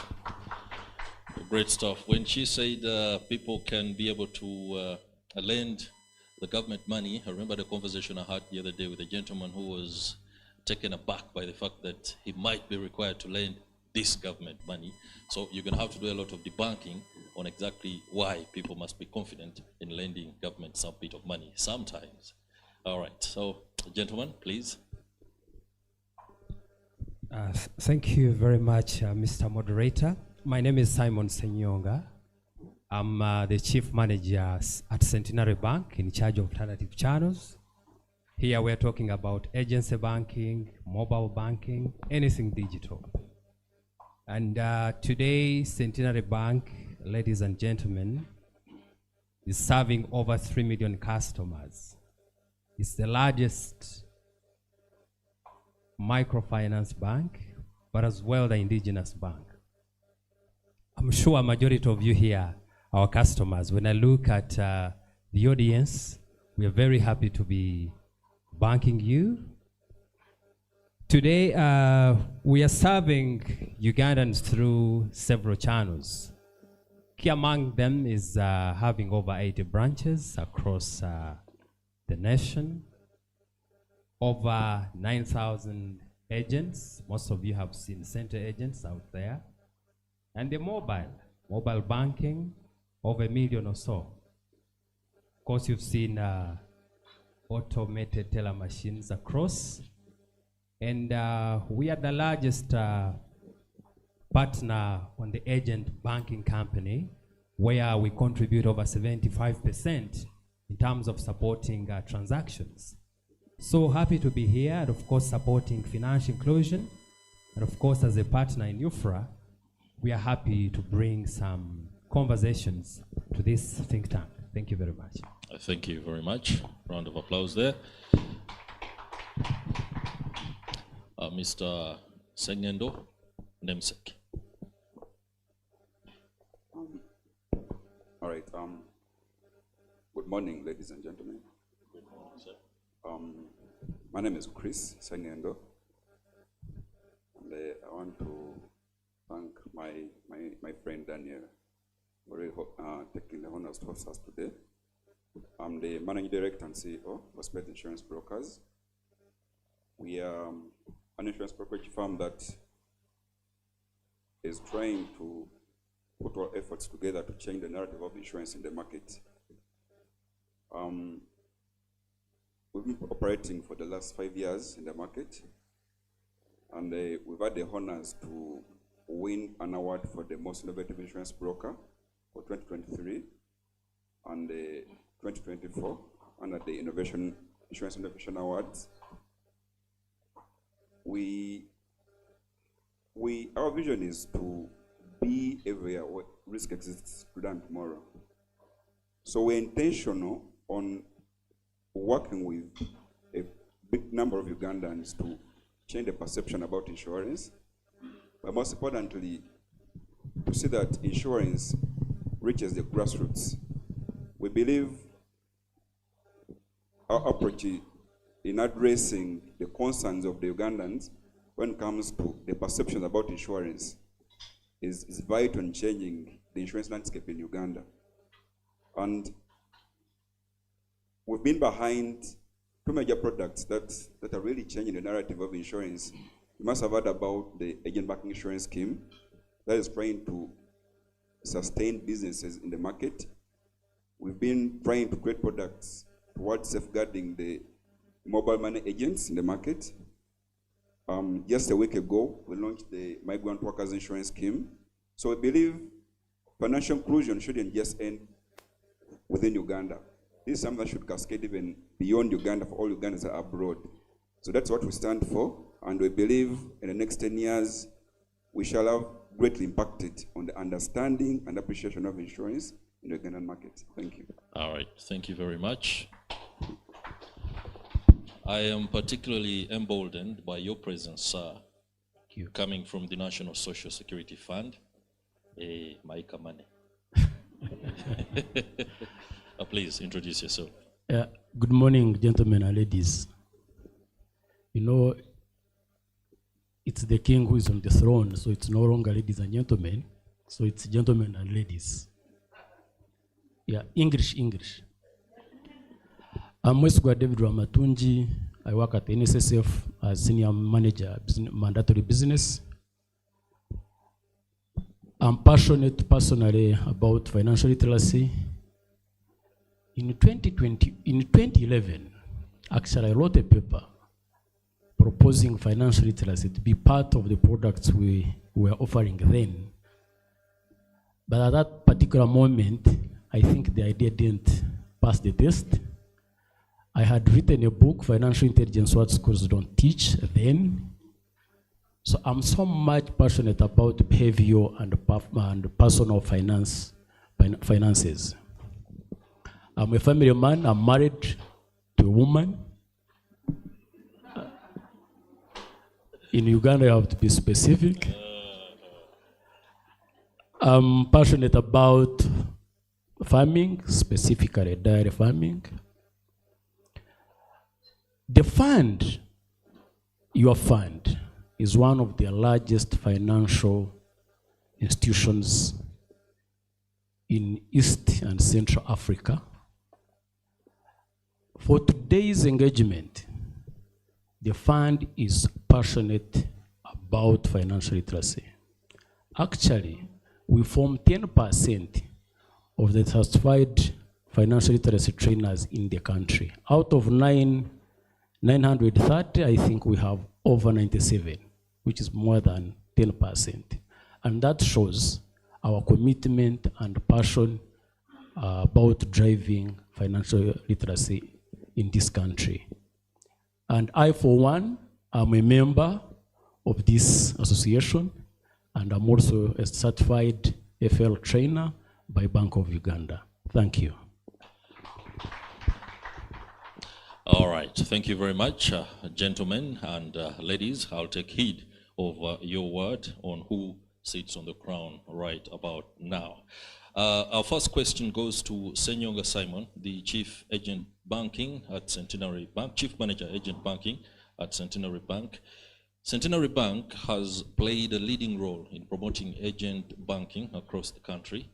How can the banking sector work with the Uganda Financial Literacy Association to extend financial literacy to underserved regions, and what role can agent banking play in accelerating inclusive economic growth?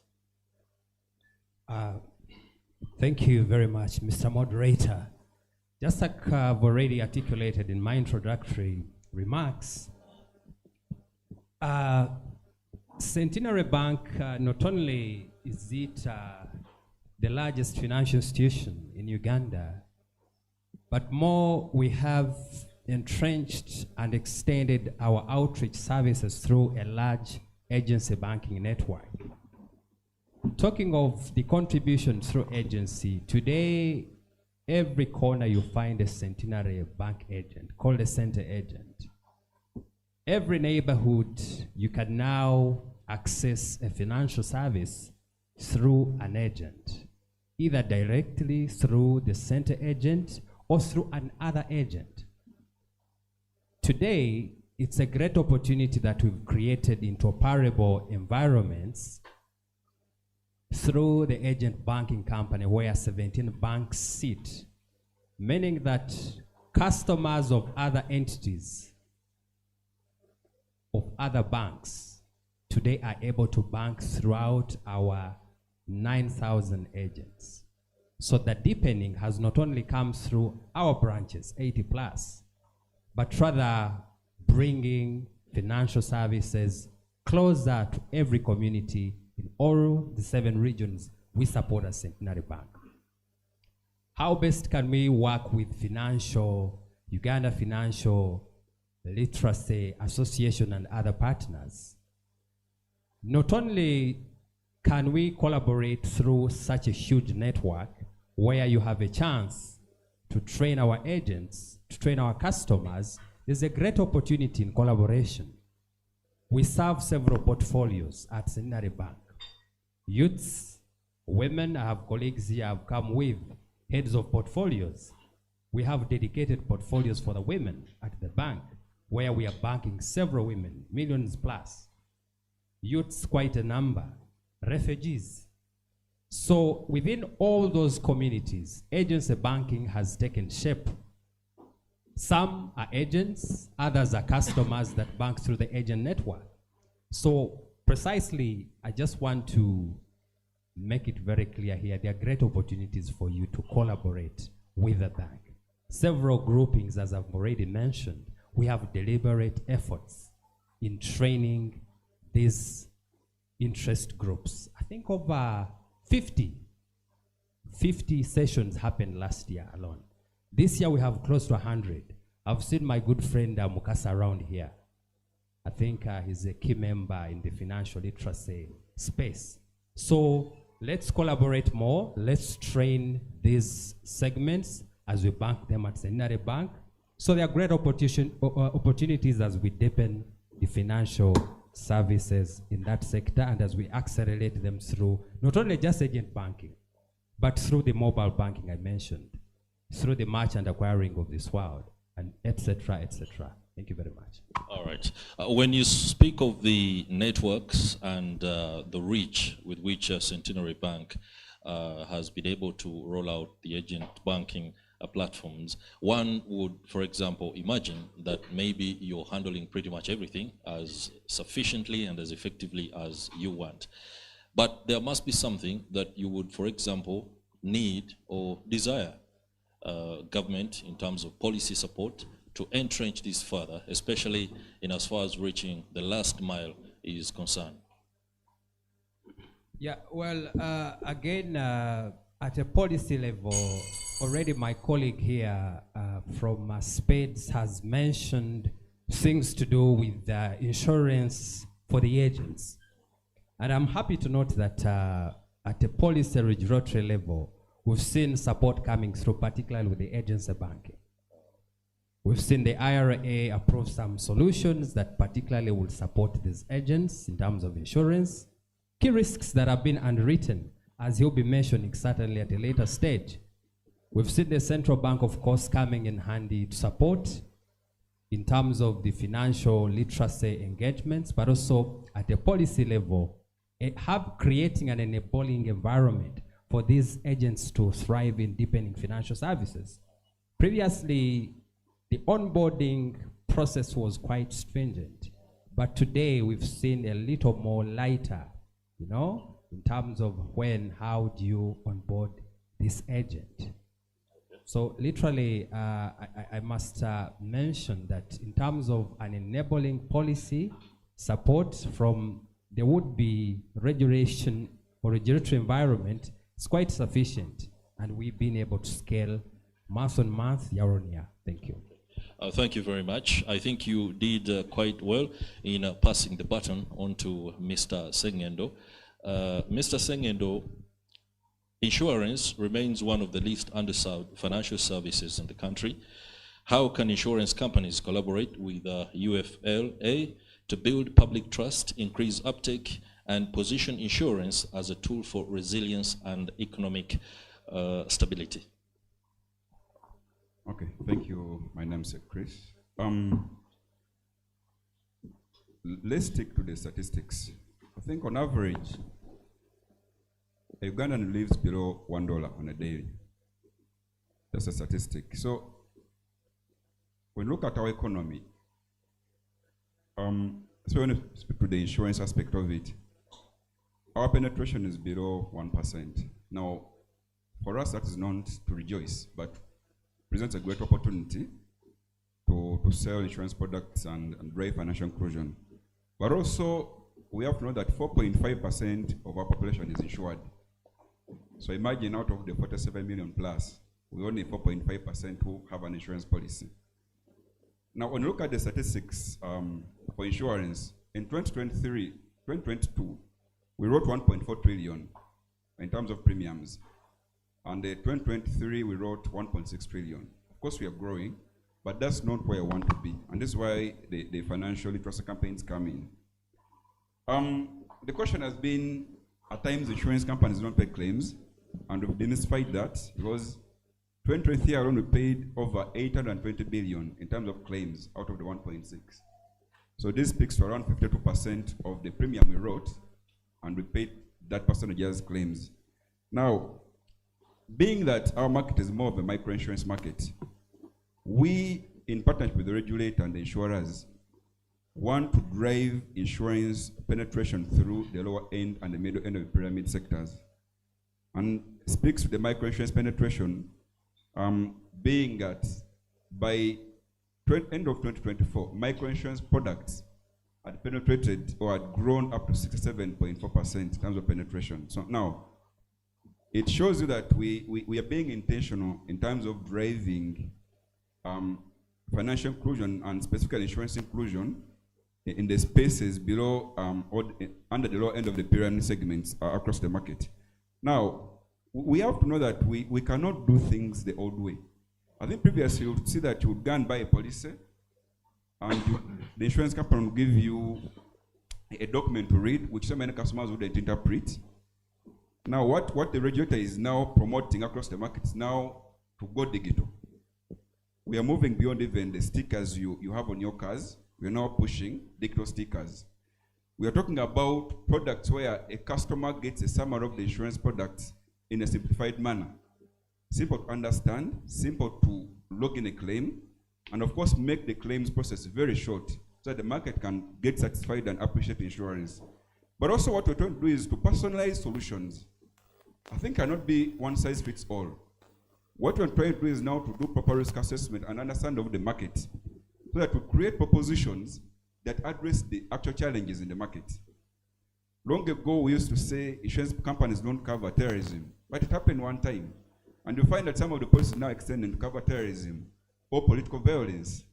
So until we speak to the masses and listen to them and understand the products that can speak to those challenges, some of you have had policies that certain insurance companies are introducing. For example, medical insurance that is very affordable. Today, an average medical insurance product will cost, I think, around an average of $1 million. But if you're living below $1, then how many people can afford to buy medical insurance? And when you look at statistics for medical insurance alone, I think we've only written over 2.2 million individual policies across the market. And the statistics shows that only 500,000 Ugandans have individually bought medical insurance. Forget some of you work in corporate entities that you have insurance. So does it mean that the other market doesn't need medical insurance? One, the number is affordability, first issue. And then the other one is embedding. And this is what will speak so much to the distribution platform. How do we distribute insurance in a seamless manner, leveraging the existing distribution platforms we have? This will speak so much now on the data analytics, understanding our market segments, and ensuring that we have the right segments to serve. Now, speaking to the question of partnering with UFLA under this campaign, we want to be intentional as insurers. Of course, for so long, we've been talking about financial inclusion, forget the insurance inclusion aspect of it. Now, in partnership with UFLA, we want to be intentional as insurers through, again, BOU and IRA to drive insurance inclusion. And we are intentional on coming up with tailored insurance products for members of the public to understand how insurance works, how does it address their concerns, and try to understand why it matters to them. Try to relate it to their everyday perspective and the normal living. But of course, the other aspect is we need to leverage existing networks. I know UFLA is spreading its gospel across Uganda, but how do we then work with those partnerships through circles, VSLAs, religious groups, and of course, schools to spread this gospel. And I like the concept of having regional chapters, because this then means that you can reach out to every aspect of Uganda and across the different sectors of the economy. And lastly, we want to leverage a trust in the market and run joint public campaigns. What we've done as insurers is to say, what are the concerns of Ugandans and how do we address the 3 Ps? The product proposition itself, does it speak to the needs of the market? What about the price? Is important. Then the process. And like I said in my opening remarks, we need to go over, and it need to be seamless for someone to buy an insurance product. We need to leverage the digital agenda. We've come up with applications where someone will get a policy in just 5 minutes and they are covered. How do we embed premium payment in a seamless manner? Why can't people pay insurance through mobile money? Why don't we waive some of the charges on standing orders to make it seamless to collect insurance premiums through the banks? And there's some of the things that we are doing with banks and now UFLA to spread this gospel for the public to know that it's a seamless process to buy an insurance policy, but also seamless to log in a claim and seamless to reach out to the public in terms of understanding insurance and why it actually matters to them. We've been intentional, again, as I finalize, for the market to understand that insurance shouldn't be a burden. Insurance actually supports business.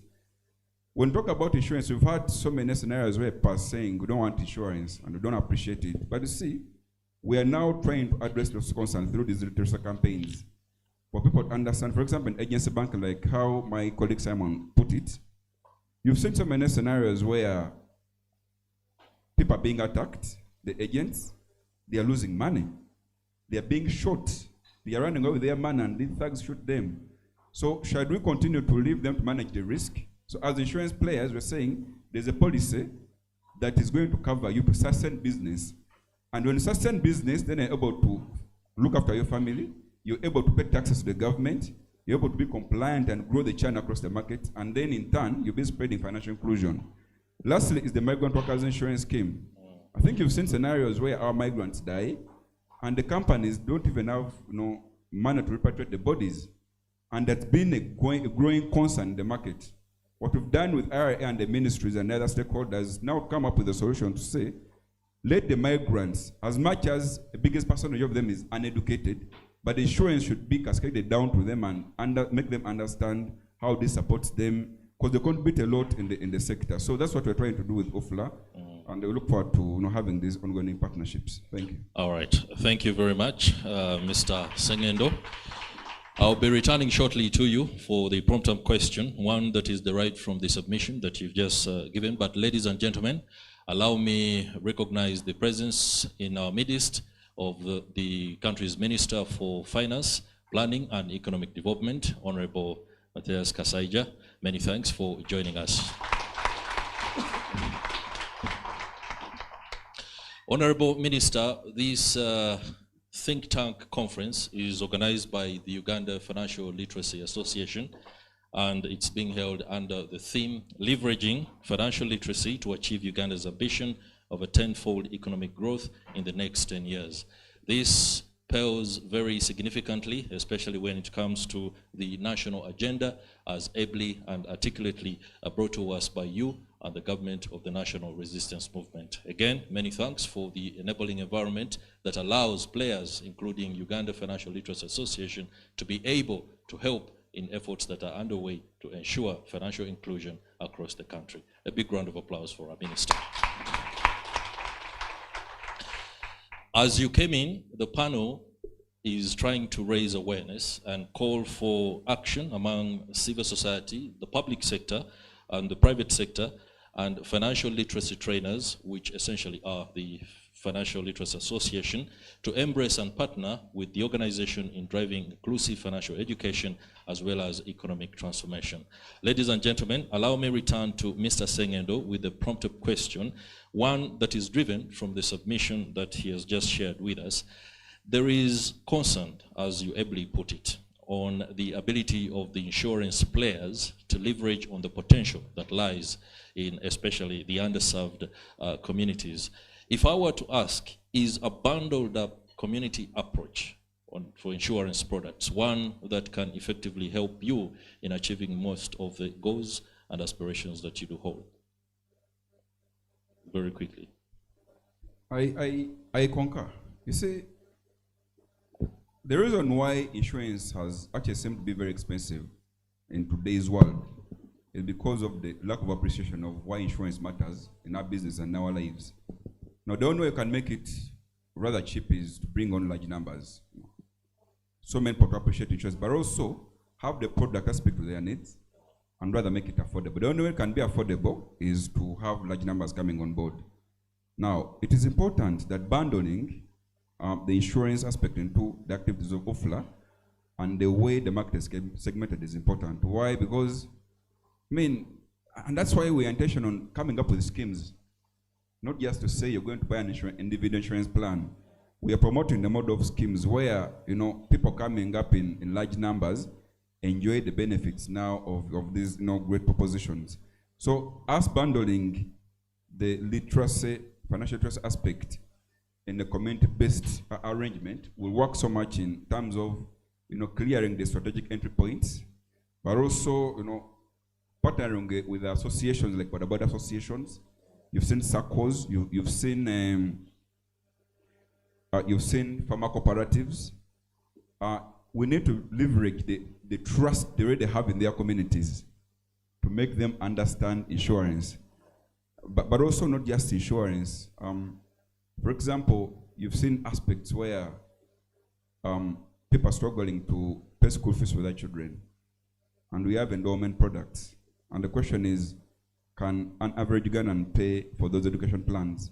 So don't we need to come up with an arrangement where there is a schema arrangement and people can subscribe small premiums but attain at least a goal of their children achieving university education? So today, if on average you're living below $1, then how many of us can afford, for example, 500,000 shillings per month to sustain our children in the event that the parent moves out of this world? So how many of us can afford it? Wouldn't we rather come up with a solution where you say, you can save 5,000 shillings, but we're sure that your child will achieve, education up to, say, university. That is the dream of every parent. Even when it comes to things to do with products that speak to our everyday life, like medical insurance. Even before we insure cars, let's talk about our life, because we are the engines of survival. So if it is expensive, and I'm aware that government is coming up with the National Health Insurance Scheme, but also we as individuals, we as UFLA, we need to collaborate with the community to spread the gospel of believing in schemes and working together to deliver propositions that can benefit all of us as a community. And that's why I like this partnership. Thank you. All right. Thank you very much. Isn't it shocking, ladies and gentlemen, that Mr. Sengendo shares the fact that we are very enthusiastic when it comes to insuring the cars than our lives? That's a conscience shocker. Interesting how you go like, I need to do that quickly. Can you please do it? And then when it comes to life, what was the network? Interesting there. All right. Lynn Tukey, the Manager Communications and Public Relations at the Capital Markets Authority. Capital markets offer immense potential for wealth creation, yet public participation remains low. What strategies can CMA adopt in partnership with the Uganda Financial Literacy Association to demystify investing and promote capital market participation as a national economic empowerment tool? Thank you, Chris. And indeed, the first statement that you made is accurate. As capital markets, we do not just complement the funding for this tenfold agenda or the strategy that we are looking at, but we are actually the key driver of it if we are to invest all that we have and put in our all, especially in terms of funding for public awareness, because that's one key one. Many people do not understand what capital markets is, and again, to be broken down into smaller nuggets that can be easily consumed by the public. Now, we have had several engagements with UFLA, and Daniel here will attest to that. We have talked about a number of interventions, including translation, because most of this content is in the English hard language, so to speak. And so translation in terms of how can we break it down to all the major languages, but you can also start with a simple one, like the Luganda, which is popularly known by many. We have also done collaborations with other players. PITSPA, for example, Ziana is here. Also in terms of innovation, because the products have to resonate with the Omuntu Wabulijo, as we call them. And so with the innovations that are guided by some of these fintech players, for example, we have one called Level Africa, where you can actually invest in these financial products using your phone. You have the USE products that are you can find them on the website. For example, the GEMS program, we have the USE Edala. All this helps Ugandans to be able to invest in the equities market very easily by just a tap of a phone. All our market intermediaries are encouraged very much so, and most of them have apps for those who are investing in unit trusts, for example. There is an app that you are able to use to be able to open up one for as low as 20,000 shillings, 100,000 shillings. But also we're looking at collaboration, and even at the wider scope of things, we're looking at how can we partner, for example, with the pension sector and see some policy reforms happening there. Because as you know, for example, NSSF is a big source of untapped reservoir when it comes to capital. So how can we be able to amend some of these policies to make sure that the pension sector can participate very actively and unlock some of this capital for people to invest in the capital markets, not just for short-term, but for long-term financing. Businesses have actual needs, actual problems when it comes to raising capital. but there is actually a source of raising capital through the capital markets. There's so many options. You can list on the stock exchange, but I know people fear that because most of us have family-owned businesses and we don't want the public to have a bit of that. But there's also one challenge, which is also in terms of reporting. Many businesses don't want to disclose what's happening in their businesses, maybe because they're probably doing something that's not proper. But that actually should not limit you, because when you open yourself up for scrutiny and you're able to get good governance in place, you're actually going to attract more capital in terms of private equity, venture capital. All these are there. We have the IAVCA, that's the East Africa Venture Capital Association, that is actually helping match some of these businesses to potential investors. We also have, when you look at our partnership with the European Union and the FSD Uganda, we've been able to match businesses, over 44 businesses just in the last year, are matched to potential investors that using venture capital and private equity. But of course, the big question still remains, how many of these businesses know about these options? And we're doing our best as a Capital Markets Authority. We are moving on to different organizations in different sectors, be it insurance, be it agriculture. I mean, if you look at the Tenfold strategy, we're looking at 3 different sectors that we're prioritizing, that we envision to help us move from the 50 billion to the 500 billion, which is literally $500 billion. And we're saying, can we have just sector-led discussions of the CFOs and the CEOs, because those are the major decision makers, just to make them understand the options they have in place before going to the bank. No offense to the bank, we're not competing with you, we're just saying there is an alternative, and they should know these options before opting for that, right? There are so many options when it comes to diaspora bonds for those living in the diaspora, infrastructure bonds, if you're building a road as a government of Uganda. And I'm very honored to know that the minister is here, because some of these policies touch him directly, right? You're building a road, for example, the Ginger Express Highway. How can we tap into the infrastructure bonds mechanism, right? The pension sector. Yes, there are other players in the pension sector. Uber regulates a number of them in terms of the retirement benefit schemes and all these. But can we find a way of building products that can be able to sustain our citizenry as the government of Uganda? Issue a local, local maybe development bond for the local community. Maybe sustainability bonds, because everyone is talking about ESG these days, right? Is it environment friendly? Is it socially responsible? Is it does it have good governance? If it's a company that is showing all these signs, then why not invest in it? Because most of these businesses, the only reason we're not seeing them as viable is because they don't disclose this and they don't work on their corporate governance as much as they should. So collaborations is very key, and for us, we really want to work with partnerships like the UFLA. I'm very glad that we're here today representing the capital market space, because in the curriculum itself, you'll find that most of these school-going children don't know about capital markets because it's not in the curriculum. And as a CMA, we're also working with the Uganda National Development Curriculum to help have these modules at least put in place, even if it's not in the main module, at least even in the investment clubs that they have in schools, right? And so for me, I am just happy that we are going on this trajectory, especially as we are trying to fund with the ATMs and the Tenfold agenda. And I can't be happier than this. Okay. Yeah. Aline Tukey, you seem to be very, as far as the capital markets are concerned, you are on top of it all when it comes to the Tenfold agenda. One thing I'm sure is when the minister speaks a little bit later, he will be telling you, don't worry, these things are coming. So be rest assured.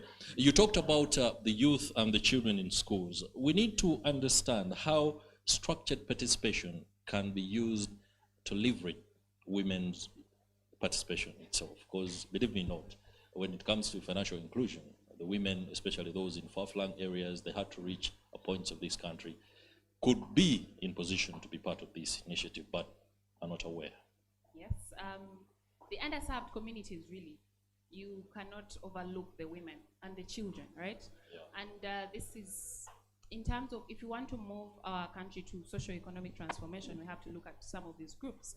And for me, you know, when you forgot about me, that was literal. I didn't forget about you. This is how women are left behind. Oh, but interesting there. I'm kidding. Mm-hmm. But we also need to position ourselves as women and all these underserved areas, like even the children, right? And the good thing is we talked about personal branding before all this, right? And we are saying, how can we position ourselves to not be left behind? The group of influencers that UFL is building, right? These are going to be our ambassadors out there, and they will be representing all these underserved areas and all these underserved groups of people. And you're basically saying, as a child, if you have a piggy bank and you're putting in money and you're saving aside, investment comes from the savings, right? You can't invest what you don't have. And so for me, it's a good step that we're using our own people who can communicate this to their peers, to their family members. But also we have different, for example, funds. We have the Inua Fund, and this one is actually only serving women-led businesses, where they're saying, if you're a woman-led business, please come on board and we shall help you to be able to source funding for your businesses. And we've been able to match this, right, through our deal flow facility and many other facilities that we have at the capital market. But going forward, we still need to put in a lot of work when it comes to public education. The schools, we are working with the curriculum, yes, and the investment clubs and circles that women have formed. Some of these do not know that they can actually tap into capital markets. The money can just, when you save the money, do you just leave it in the bank, or do you actually use it to make more money, right? And that's what we're saying. You can put it in a treasury bond, you can put it in a unit trust. All you need is a bank account. So if you're to really see, we need interoperability where we're able to tap into each other's financial systems to be able to reap the vision that we want to see as a people. All right, thank you very much. Talking about where to tap money from, National Social Security Fund is at hand, a financial behemoth that is holding funds in the north of 17 trillion Uganda shillings. I'm sure we've done tremendous work in getting a little bit more money on board. The question to you, Mr. Mwesigwa David Ramatunji, is what is the role of long-term saving and retirement planning in building household wealth as well as supporting national economic growth? How can NSSF partner with UFLA to embed these concepts at an early age or stage of the financial education journey? Thank you, Chris. First of all, before I get into the question, there are two numbers we need to ponder. One relates to insurance. Health insurance in Uganda stands at 1.1% of the population. We talked of us running to insure cars, but our own health stands at 1.1. Our dependence ratio is 84%. Those are numbers that need to be corrected. Now, getting back to your question, let's put it in perspective. The question seeks us to look at the role of long-term saving and retirement planning at the micro level, household, and macro level at the national level. NSSF, as we stand, we are 12% of the GDP of this country. And for Asian Tigers, some of you, or all of you who follow the transformation of nations, took off in their transformation agenda when their national, locally mobilized savings reached 25, 30%. The recent being actually Vietnam. In 1986, we are at the same level with Vietnam in everything. Vietnam left us. Why? Because they mobilized their savings to a tune of 25%, and they took off. So what role, therefore, does NSF play in wealth creation at household and at the national level is the question we need to answer. I've already said that our dependency ratio is 84. Our family structure fabric is changing. If you are thinking that you are going to retire and being taken care of by your children, forget. Actually, you might find you are taking care of them. So what NSSF does replaces the income, the retirement income. So when you retire and you have your savings, and people have become smart because of the FL sessions we have given out and engaged in, our people are smart. I can tell you we have over 1.1 trillion in savings of people who qualify to take their money, and they have refused to take it deliberately because they are earning interest. So that is so far the impact of FL. 1.1 trillion members qualify, but they have opted to leave it. Two, it averts our long-term savings and retirement planning, averts old age poverty. If there is anything you don't want to see, is your old uncle, is your old parent, very poor in retirement. And you've seen this. We are not coming from Mars. You find someone in a huge house, they reparated, the chairs have grown, they were white, now you can't tell the color. They can't afford even a Panadol. But what long-term savings ensures that you have some income even when you've retired. If you have been keen and following what happens at NSSF as members, because the fund belongs to you. It does not belong to us as the employees, it does not belong to Honorary Minister as the supervisor, it belongs to you. So if you have been keen and you've been following the Friends with Benefits project, you have seen how people have created wealth from their own retirement savings. So long-term savings create wealth. And the moment you create wealth, that means you are creating jobs for young generation. Even in your retirement, you are creating jobs. And the same jobs that will create more and more savings. So it's a chain. It's a chain.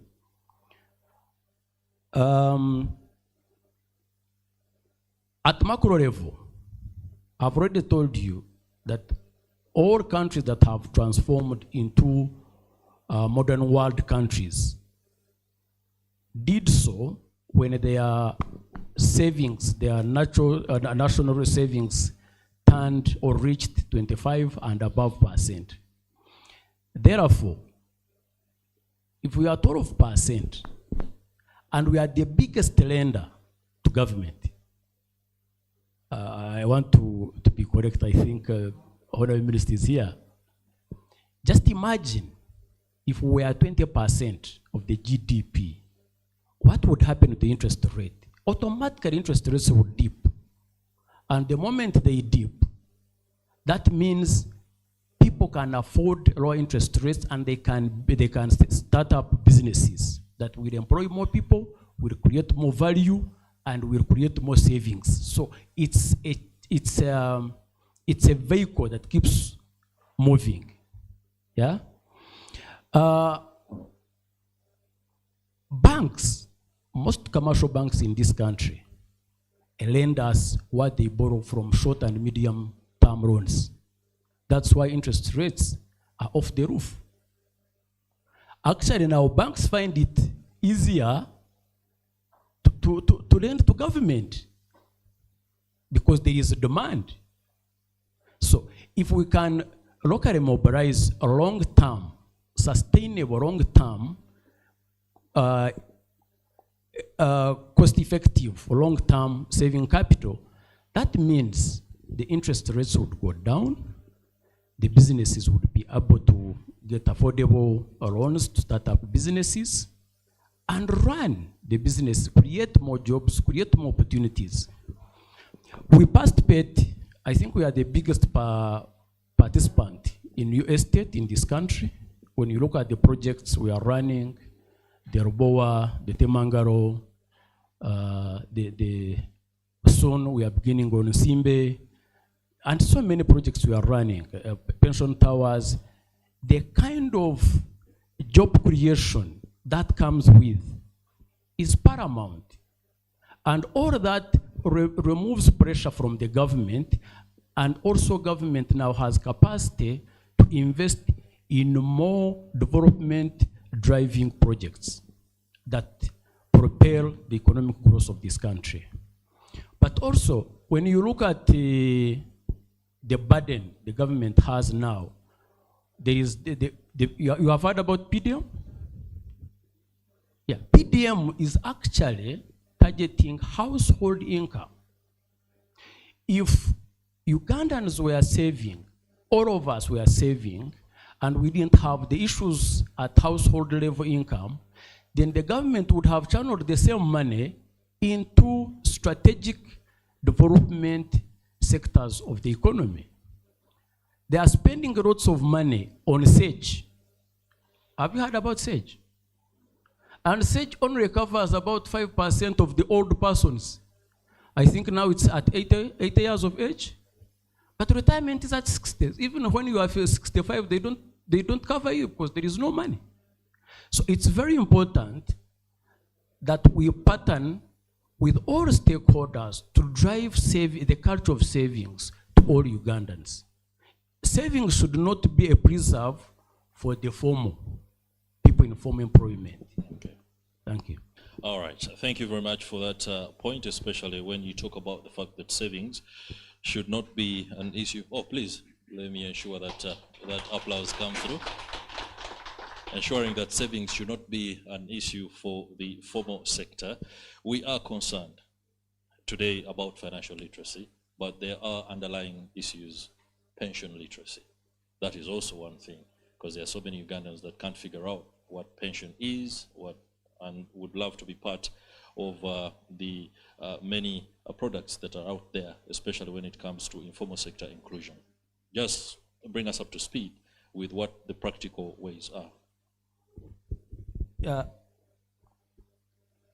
we have already partnered with some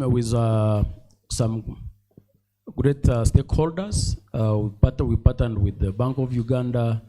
We have partnered with the Capital Markets Authority. We are partners with the Uganda Financial Literacy Association, because we believe if we are to drive this agenda, everyone should be brought on board. Internally, we've created a whole unit under Enterprise and Growth Department called Financial Education Unit, purposely to drive financial literacy. I've already told you, we have 10% of the certified trainers by Bank of Uganda in the country. 10% sits at NSSF. We have 50% of the people who have taken up financial literacy training. Those who have not yet certified, we form 50% of that number. So our call to all Ugandans, whether in financial sector, whether outside, let's drive financial literacy. Let it be part and parcel of our lives. You cannot tell me that India has the highest saving per capita in the world, and we cannot have it. They don't have two heads, they have one head like us. What is the magic? The magic is in the culture they created about saving. So we can do that, and we are willing to partner and strengthen these partnerships with whoever is interested in running this agenda. Just a minute. Savings, if there is anything dangerous, is getting 100 million and you give it to someone who has never handled 50 million in a day. This person has saved 100 million over 20, 30 years. In one day, he has a lump sum, 100 million. Statistics show that actually in 2 years, 95% of members we paid, they are back to zero. 2 years. So, if there is ever a need of financial literacy, it's now. All right. And let's all be partners. Thank you. Interesting there. Let me ask a quick question. How many of us would love 100 million shillings right now? All of us. Hmm?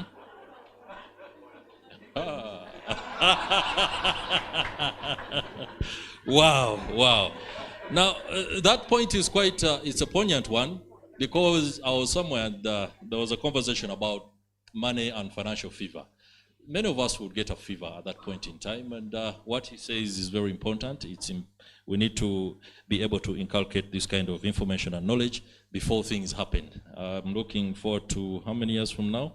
Around 14 or what? Hey, but please don't hand it to me at once. All right, we shall entertain a Q&A.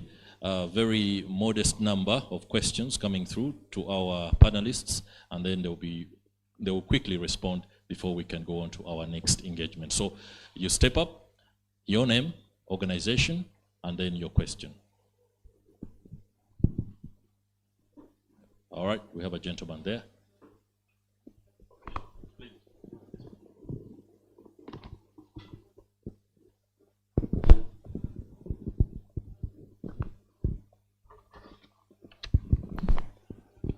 Thank you very much, moderator. I'm called John Mhimse. I represent Luchiga chapter. The question, I just want to make a general statement first. I've heard from capital markets, Centenary Bank, NSSF, and insurance. I've been in Kampala for quite a long time, and just about 2 or 3 years ago, I relocated to the village, and now I'm a villager, and I know what happens there. And the levels of financial literacy, of course, are very low. But what I want to talk about these sectors of yours, capital markets, insurance, and so forth, is that you have not demystified your products or the services you give. Well, how many people know about what you are doing? For example, capital markets. How many people, including some of us who are here in this audience, how much do they know? Or, let alone, how many of us do have shares or even watch movements on, like I normally watch on TV, that Mexico man. I see the movement in shares. And I just say, can one really become rich by investing in the shares, in Uganda shares? Absolutely not. Because the movements are so small. The margin, you know? You see the shares for these banks and whatnot, just moving by, or not moving at all. And I just say, what sort of exchange is this one? So, people are here to, you have to demystify these things. People don't know about capital markets. All right. Banking, Centenary Bank. When agency banking had just been introduced, there was this thing called a shared platform. You could deposit on a Stanbic bank account using Centenary. You could deposit on NSSF using what? Because they had that shared platform. And the transactions were so many because I was among the first people to become an agent. And what happened at a later stage? That shared platform collapsed. You've said you are in collaboration with about 17 banks, 17 small banks. Because like where I am in Luchiga, there's no branch of a bank in Luchiga district.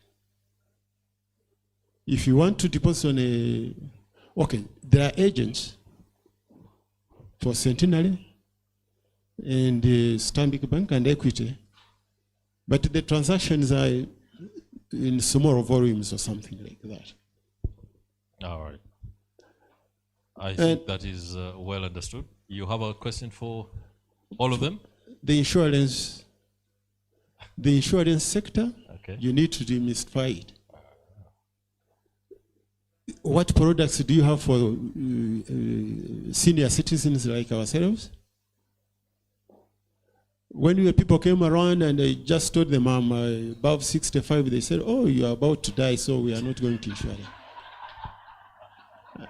And that was 10 years ago. Now I'm 75, I'm still alive. Why don't you design it? Because I would be able to tell my grandchildren, you know, take on insurance. Right. And I will tell you one thing. There was a time, just before the 1988, I think, you know, the other money exercises of striking off zeros. I had a policy that had been running since 74 of 20,000 endowment type of policy. When it came to 88 and they knocked off 3 zeros, it remained 200. Okay. And I was advised to do what? To get a new policy. Since that time, I was insured as part of the organization. But on my own, I've never had appetite for what? For insurance. So you can see some of the things that discourage and whatnot. Okay. So demystify your organizations. All right. And I then think the message is very clear. Support yeah. UFLA. All right. The Thanks. message is very clear there. Demystify your product portfolio so that everyone that needs to be on board can be on board. One thing is for sure, Mzaya Innocent, by 74, the man was into these things.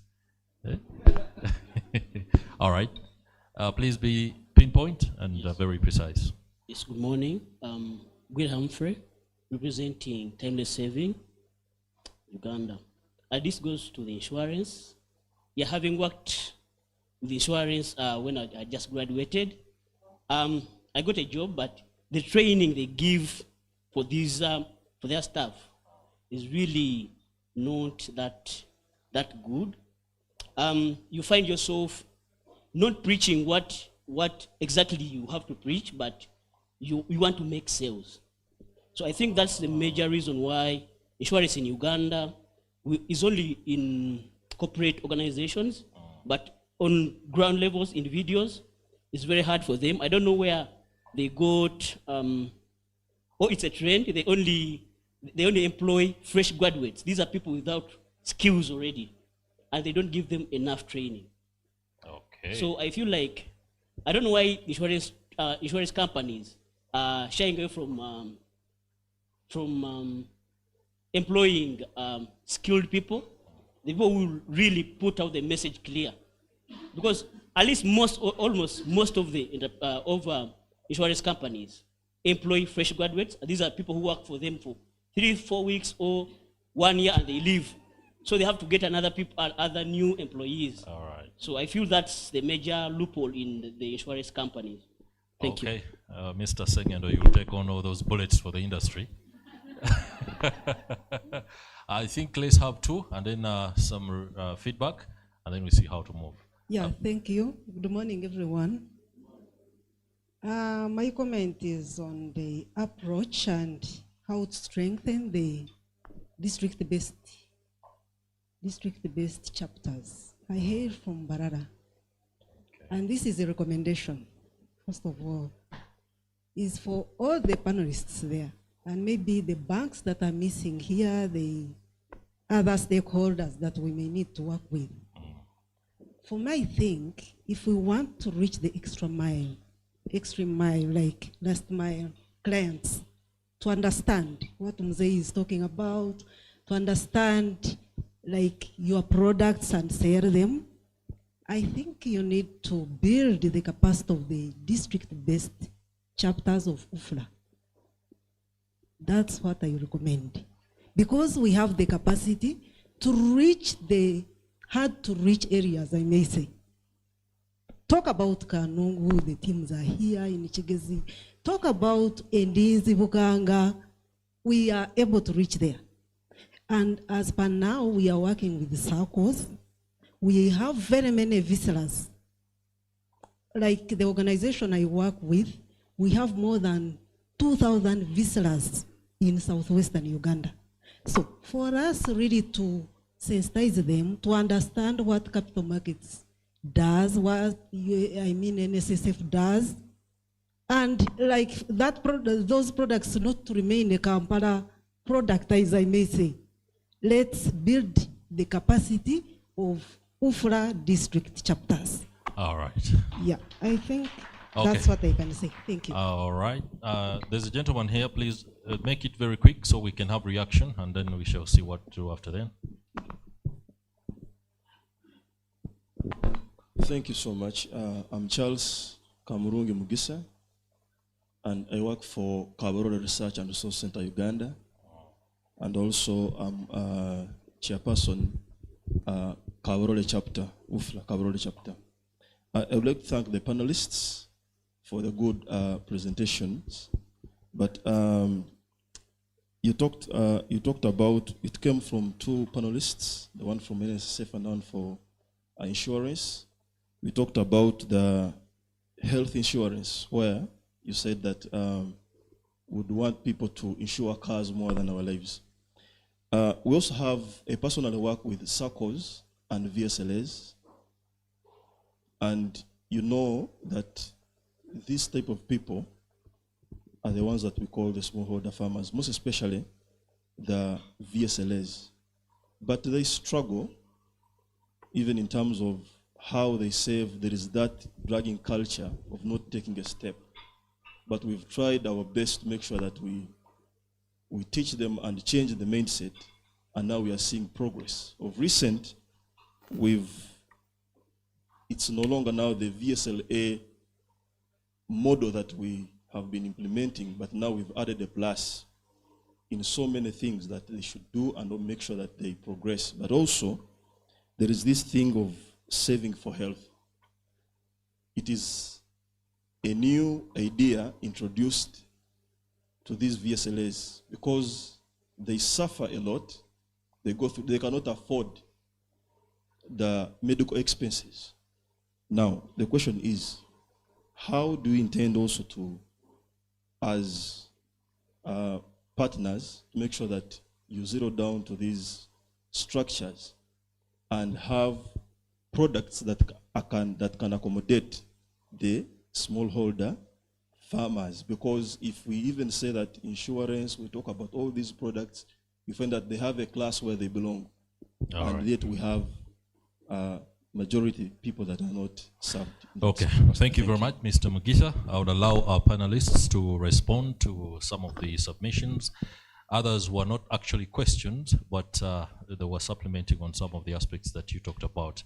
Whichever you choose to, please be very specific. Let me begin from this end and respect the crown, so to speak. Yeah, thank you.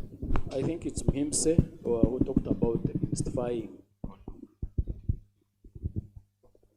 demystifying the products. I want to entirely agree with you, and that's what we are. This is what we are doing. We have decided to go informal. We have two projects, pilot projects, one in Otuke, another one in Mitoma. But alongside those pilot projects, we are also partnering with all informal structures, the borders, the farmers, all sets of groups of Ugandans. And we want to take saving to the last person. You come, Ruchiga is close to Isinjiro, the prominent banana farmers. You go to Isinjiro during dry season, they are losing plantations. When they are at the peak in the season, they are not saving. So they use that money when they should be saving some part of that money. So we are going to and every person in this country and deliver the saving product the last Uganda. Saving cannot and shouldn't be a preserve of the formal employee. At the end of the day, all of us age. You go to cattle corridor, dry season, someone with 300 herds of cattle losing 100. And losing 100 herds of cattle, averagely, you are losing minimum 200 million. I'm very happy the chief farmer is in this house, and I visited his ranch. He doesn't even know. So that is the message we have. And I entirely agree with you, Mhimse, and this is the approach of everyone in this country, how we should be going about saving and, most importantly, financial literacy. All right, thank you so much. In the presence of the main minister for finance, I want to appreciate the collaboration we have under the Agriculture Consortium, because we've believed the customers can no longer come to us. Now, government has embraced such a model where people are appreciating why the government took a move to support the agriculture sector through the Agriculture Consortium. And I think quite a number of farmers have benefited from this. And in all our discussions, we've been lobbying through government to add us more money under the consortium so that we can continually support the agriculture sector, which is a very big contribution to the economy in terms of sustainability. But again, we need to leverage the trust of the customers, of those already buying insurance, those already collaborating with the UFLA and the likes. And what we've done is we don't want, we've gone beyond the models of saying if you want to buy an insurance policy, you've got to come to Kampala. So in the models we're working out with the regulators to say, fine, UFLA is doing its role in terms of spreading financial literacy. We have agents, bank agents spread across the market. We have mobile money agents. How then can we make these agents sell insurance products? So we find that in our current framework, it doesn't allow it, but we're having discussion with the regulator to say, if we're spreading financial literacy, then we've got to leverage the trust that these people doing business in the communities sell these products to the customers in terms of distribution, also leveraging the platform. We want to earn a living, but also spread the products. And we're intentional on making the products and translating them in the languages they understand. And this is now the collaboration we want with UFLA to now come on board with the insurance fraternity to translate some of these insurance products and the literature to a normal Ugandan in Gulu, Ugandan in the West, in the East. And that's why our regulator has been intentional in setting up insurance regulatory IRA offices. We've set up offices in the East, in the West, in Gulu, in Bale, in Barara, and I want to call upon the district chapters through UFLA. Please come on board, and I want to speak with confidence. Please come on board. We collaborate and spread now this work with you to spread this gospel of insurance across the market. I think Humphrey talked about the insurance staff we recruit not being ably trained to sell insurance. I think it goes about the company strategies and us intending to push business continuity across the market. By the fact that our penetration is not big, we believe it's a great opportunity. And it's one of the areas that has attracted talent through the university.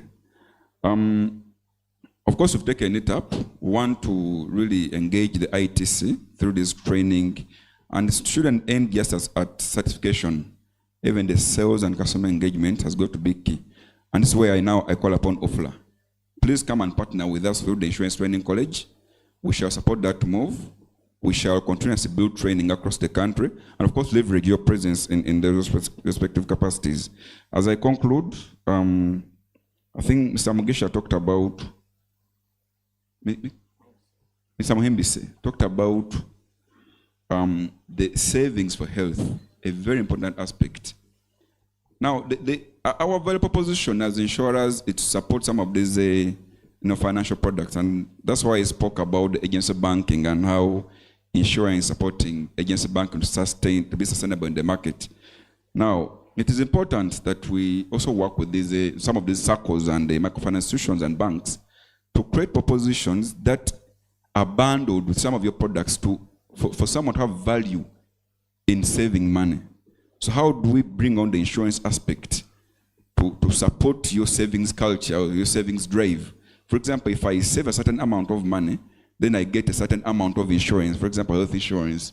So we want to be intentional. I want to pick a discussion with you on how best we can partner through district chapters and Daniel.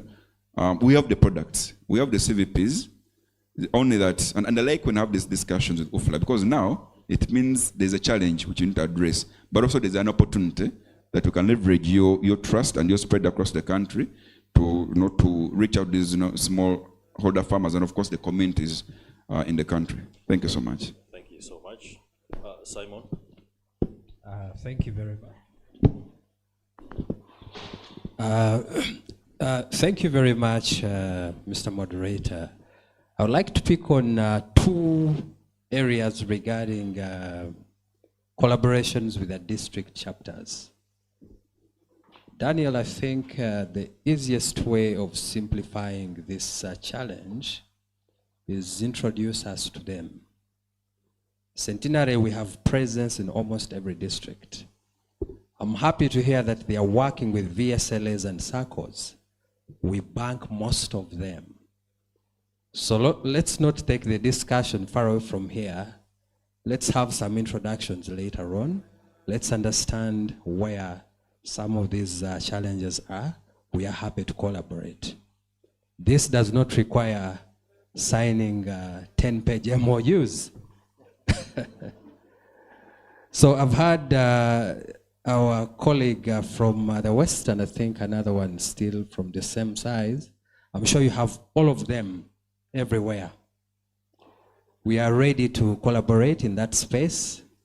The senior citizen, Mr. Muhimbi, is a feedback around agent banking.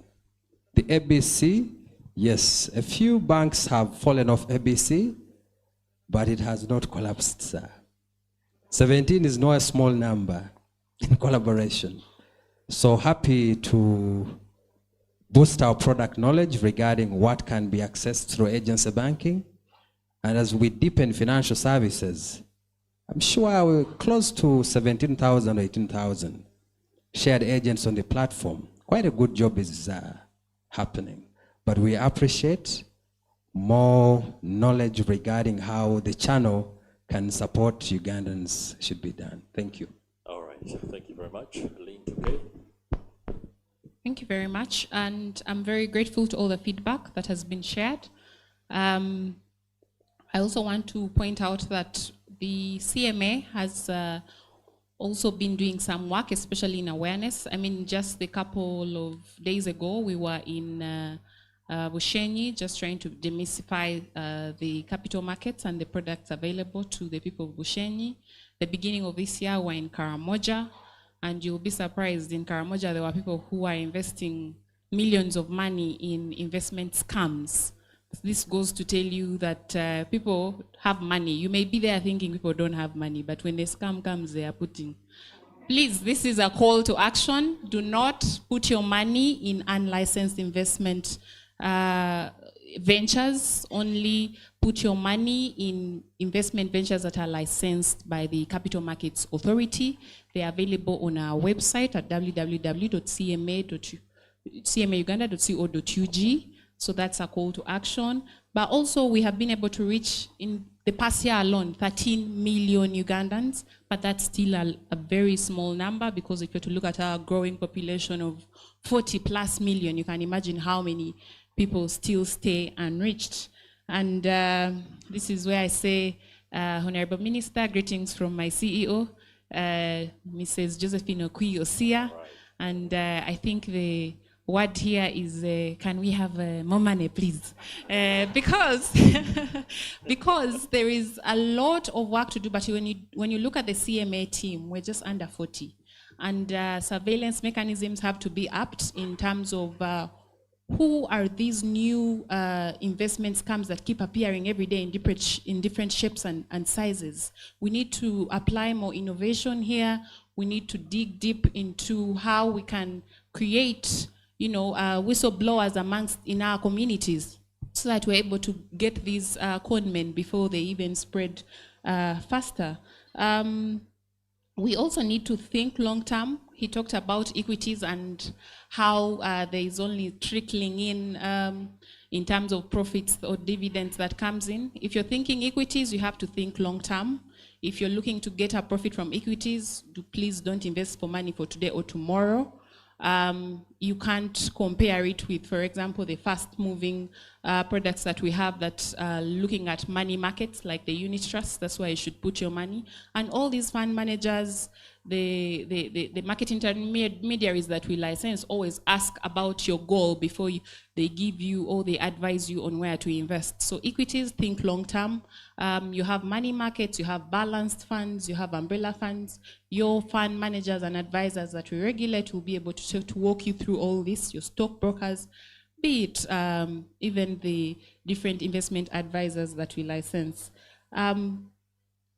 So I also just wanted to talk about the fact that we have talked about the different chapters, and I am very well aligned with this. Again, we have had conversations with Daniel, and we are actually looking at our next town hall, and we will be looking at the already existing ventures, so we don't have to reinvent the wheel. But most importantly, if you people come with me, and I am asking the Honorable Minister to add CMA some money, what would you think the CMA, what would you think the Honorable Minister is going to say when I say, please add us some money? Money will come. Thank you very much. Oh, thank you very much for, of course, ensuring that that message is very clear. Lane Tukey, Simon Senyonga, Christopher Sengendo, and Mr. David Ramatunji, many thanks for what is no doubt a very emboldening submissions and perspective that I believe has offered us a wider and more compact understanding of these issues. I do hope we can take the call that was issued by Simon. Later on, you can engage on one by one, or one-to-one, and then be able to share much of these aspects exclusively. I think that will do it for this particular panel. I'm profoundly honored for being the moderator for this session, but also interfacing with people who are deepening this agenda. Financial inclusion, financial literacy. I am very ashamed that I'm not a member of the association, but I've been interfacing very closely with Daniel, and right now I think when I'm through with this, don't preach, I'm already converted. I'll be coming through. Thank you. Thank you very much, Chris. I think Chris and the panelists need a round of applause.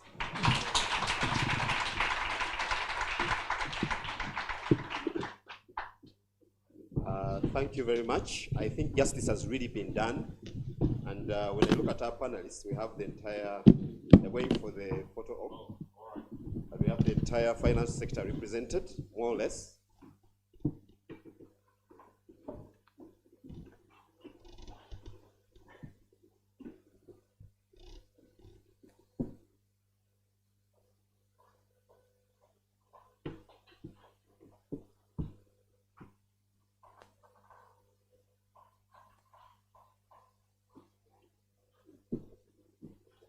Right, thank you. Thank you very much. All right, Honorable Minister, ladies and gentlemen, we're now going to have a short video about UFLA, just to give us an idea of what UFLA is and what it has done so far. You now already I'm sure there's a bit of a digest that has come through. And we're indeed honored to have the finance minister in the house, because some of these discussions, when we meet and discuss and talk about them without the policy maker and implementer, they're just conversations. And I know the minister is a man who listens and is also a provider of resources. And indeed, like we say, money will come. So we're going to have that short video before I invite Daniel to do the honors of inviting our Honorable Minister. So we're going to have a video that's going to give us a digest on UFLA.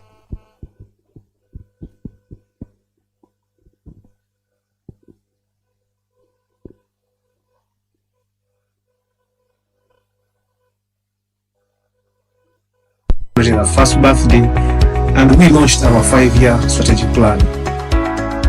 Hello, my name is Daniel Ailori, and I'm the chairperson of the Uganda Financial Literacy Association. This year marks our 2nd birthday. We were with most of you last year at the Serena when we celebrated our first birthday, and we launched our 5-year strategic plan. The last 12 months have been quite a journey. We have seen some ups, and we have also seen some downs. But at the end of it all, it has been successful overall. We managed to reach over 22 million Ugandans through different channels, TV, television, direct contact, and try to spread the gospel of the financial literacy. We have made it to the national documents and programs, that is the National Financial Inclusion Strategy, and we are part and parcel of the review, the upcoming review for the next strategy for financial literacy in Uganda. Our members have moved across this country to be able to participate in the coordination and the activities that are related to financial literacy. I am assuming that most of you come from villages, some village, some parish somewhere. 100 million for an initial period of 5 years. Within 5 years, your parish would have received 500 million. Just imagine that that money was responsibly and constructively used. It will obviously transform lives in your communities. We have built good relationships with key stakeholders, that is Ministry of Finance, Bank of Uganda, a number of civil society organizations, private sector. A number of our members across the country have attended stakeholder meetings and given valuable information in relation to how we can fast-track financial literacy.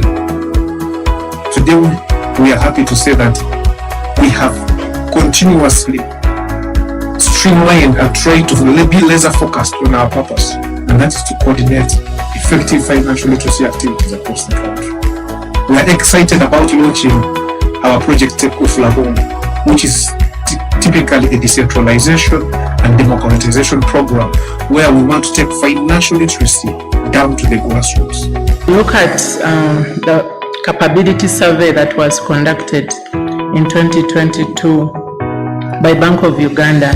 It indicated that the financial literacy levels for Uganda stood at 50.4%. So, which implies that within our population, financial literacy is average. And when Finance or financial literacy is very, very important, because it's not just about defining your goals as a person, but it can actually define your very survival tomorrow. I think, first of all, the vision, of course, is great. What has been done so far is great. What's going to happen as well is great, and I'm glad, and on behalf of Standard Chartered. The association is great, and it's one of the first things that we should really highlight. So every district in Uganda will be having a financial literacy chapter, and the chapter will be led by financial literacy trainers, members of our association that live and work in those areas. These members will be required to deepen financial literacy within their districts, both geographically, but also in terms of creating content that speaks to the people in that area. So Nkounu will be the days when someone has to travel from Kampala to go and conduct a training in Arua. we'll have people who live and work in those areas and understand the language and the culture in those places. These people will also be responsible for getting data that is relevant for decision making. I don't expect the same investment opportunities in Arua or Zombo to be the same as those in Masaka. And that will be where we'll be coming in to meet these needs. But most importantly, this is good news to our private partners, stakeholders, that is the private sector. We are relieving you of the burden that is related to your CSR or corporate social responsibility. We know that many of you would like to give back to society, especially in your areas, but because of the lack of resource, the human resource to go ahead and do these activities, the association comes in to give you credible trainers for those of you who want to participate in financial literacy. We give you credible trainers who understand the language, understand the culture, and are able to mobilize the kind of audience that you want to relate to.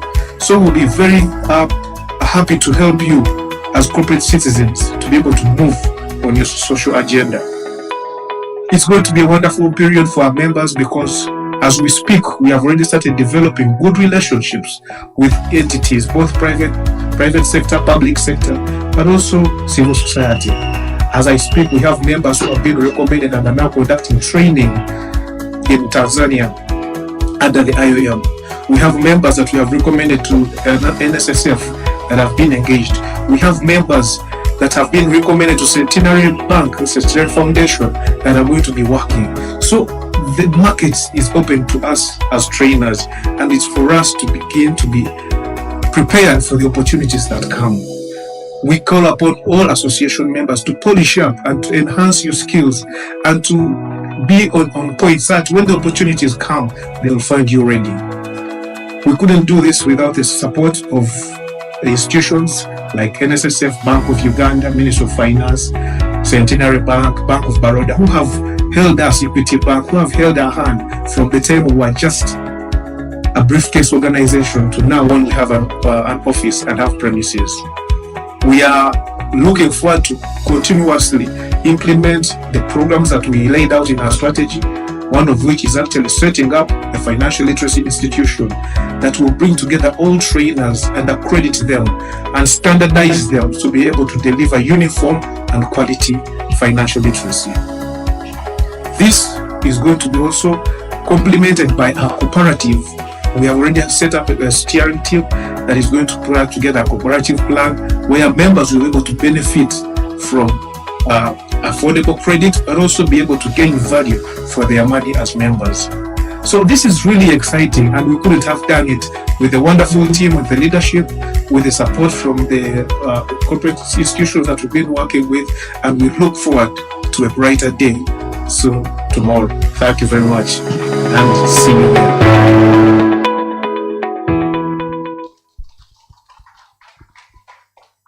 Thank you very much. So at this moment, let me take the honors of inviting Daniel, who is again going to invite our guest of honor.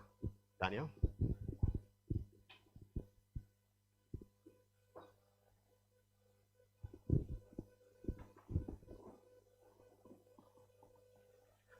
Our guest of honor today, Honorable Matia Kaseja, the Minister of Finance, Planning and Economic Development, together with the Assistant Commissioner, the Bank of Uganda representative who's representing the ED, National Payment System, the management team. We have a number of leaders, different organizations. I see Madame Ziana is here from FITSPA, and a number of them that are going to actually be mentioned and recognized. Is it still morning? But yes, good morning, ladies and gentlemen. I decided today I didn't actually even put a speech together because Apple was supposed to do, the vice chairperson was supposed to make the presentation of where the association has come, challenges and all that. And then the video was supposed to summarize. So I'm not going to say much. Only that now when you see where we come from, they say where you meet the king is where you begin to do what? That's where you begin to worship from. So I have to say something because Honorable being here, there is a Musevenomics happening somewhere, there's a lot of stuff happening. Him choosing to be here with us is an opportunity, and please let us celebrate him. And for some reason, I think God has put favor upon this association in his heart, because when we were at the Serena last year, we still invited him. He had not heard about us, not heard that even today is the first time we meet, but he still had given a go-ahead to attend. Only that at that time, more serious duties called and he couldn't make it, but he sent a representative. So Honorable, we really, really appreciate your presence here. And I think for the members that were doubting, I think my part is done. He's here. Alex Bio is here. He has come with the commissioner. I think you don't need reaffirmation in terms of how important the association is to the nation. Honorable Minister, this association started 2 years ago. That's when our first AGM happened. But 1 year prior, we had a steering committee of 6 members that were put together by the central bank to form up the association in order to support on the financial literacy agenda. So there are 2 documents that are under your docket, sir. The National Financial Inclusion Strategy, supplemented by the Strategy for Financial Literacy in Uganda. It is really common sense that financial literacy cannot be taken out of the equation for us to be able to achieve the levels of inclusion that we want. And so with just 6 members we started, and today we have principal members. Principal members are those that have put their money where the mouth is. We have 220 of those. We have associate members. They are still with us, but they are waiting for that extra nudge to put their money there, that are coming to almost 700. But since the strategy started 10 years ago, there's over 2,500 individuals that have been trained thanks to Bank of Uganda and of course your guidance. And so our goal is to bring all these that have been trained into the association to do 2 things. Number 1, create opportunity for themselves, because as a nation, as a region, and as a continent, we do not have what we call certified professional financial advisors. We have investment advisors. Elaine will give you a number of them. But we do not have that organization where someone will go to. They have gotten their 100 million, apart from probably NSSF that is catering to its pensioners. But other areas where someone will go to, I have my 10 million. How can I grow this money into 20 million, 30 million? Or I'm heavily indebted, and the people I have, the money lenders are taking my property. How do I get out of this debt and make sure I leave something for another day? We want to build that. And indeed, we had begun to have conversations with these individuals of the who do the certifications, and they gave us 3 years and they gave us so long. So we've decided to start the journey. I think we have the brains. We have people in investment, we have people in insurance, we have people in all areas. Those are the 8 modules under financial literacy. So can't we put our minds together and begin slowly by putting up certificates, so that we create a professional body where someone can actually get this information. And so it's not just for the grassroots in terms of we are opening up chapters, but it's not for the people who are in the villages alone, even within us. In the morning I was telling guys, we the trainers actually are still struggling with our finances. And it's understandable, because we now have the information, but the information found when we're already mismanaging our finances. So we are coming out of it. Sichecho, please. Yeah? We are coming out of the ditch, but we are not yet there. And so culture will take time. So if we believe if we are consistent in delivering this information, in training, professionalizing this body, the way you see lawyers, doctors, we need a body of financial literacy trainers. And it's working, because we've had some of our neighbor countries coming to benchmark. Bank of Uganda at that time brought us Bank of Burundi, and these guys took notes like like they depended on it. We've had informal conversations with counterparts from Kenya, from Tanzania. So that means that even the market within the region is there. We want to have that certificate done. That will be the program of the institute. So in your budget, if this makes sense to you, we request that that is considered. Then in terms of our own well-being as professionals, all of us, including the leadership, have other work we are doing. This is just volunteering. So these members need to be empowered such that, yes, they are going an extra mile, they should look like it. So that's the reason why you're putting together a cooperative, to also help us see the practicability of what we are telling people in the villages, in everywhere, that working together, saving together, investing together can get you out, especially if you're low-income earners. So the cooperative is there to help us grow our investments, but also help us access cheap credit. So it's a social business model where we are solving the problem of inclusion and illiteracy while creating employment for ourselves. We think that is sustainable, and we think we shall not be a burden to you 5 years from now. Actually, we shall be adding to the coffers. So that's our plan, sir. And we hope, indeed, that you've made it here. For me, I am confident that actually this reinforces your commitment to supporting us. I'm not going to say much, ladies and gentlemen. I want to leave enough time for you, Honorable, to speak to us. But we do have a rapporteur. We are people who don't want to waste time because it costs us a lot. Our rapporteur is taking down every conversation we are having here. It's going to come out in a report.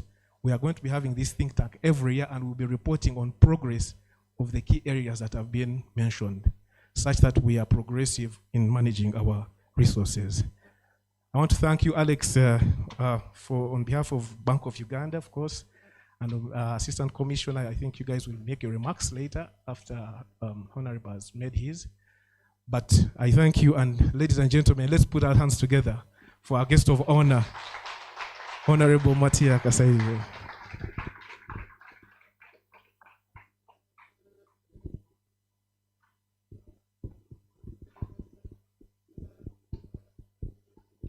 Also, as you come, Honorable, in the morning we had the CEO of the Deposit Protection Fund. She left a bit earlier, but she gave us some good wisdom also. I know she reports to you once that time comes. Please remember her.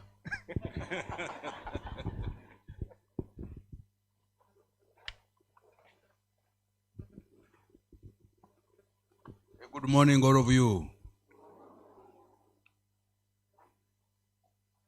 First of all, I apologize. I had been summoned to be here at 9 o'clock, but circumstances beyond my control did not allow me to be here at 9, but I have come.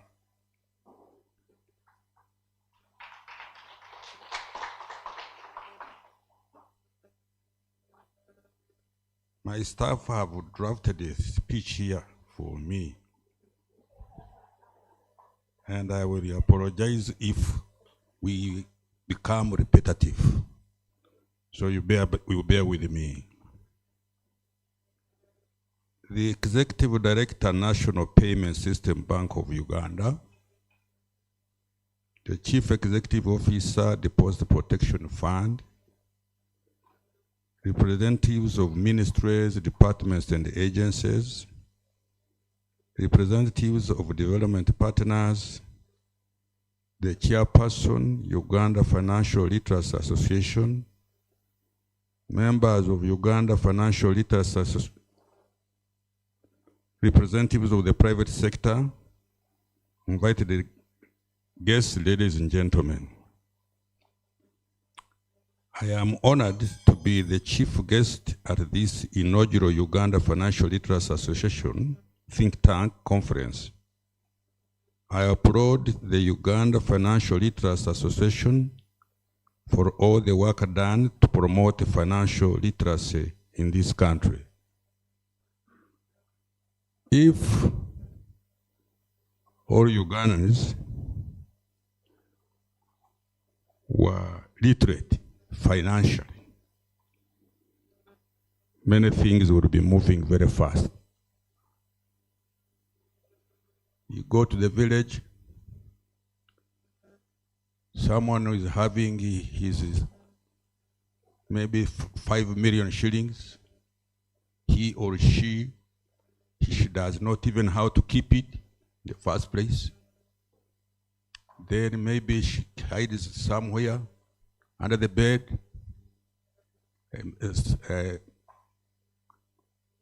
rat purses down there and nibbles on the money, or some little thief who has seen the money under the bed comes and picks it, and the old woman starts crying. So I applaud you for really wanting to have everybody in Uganda literate financially.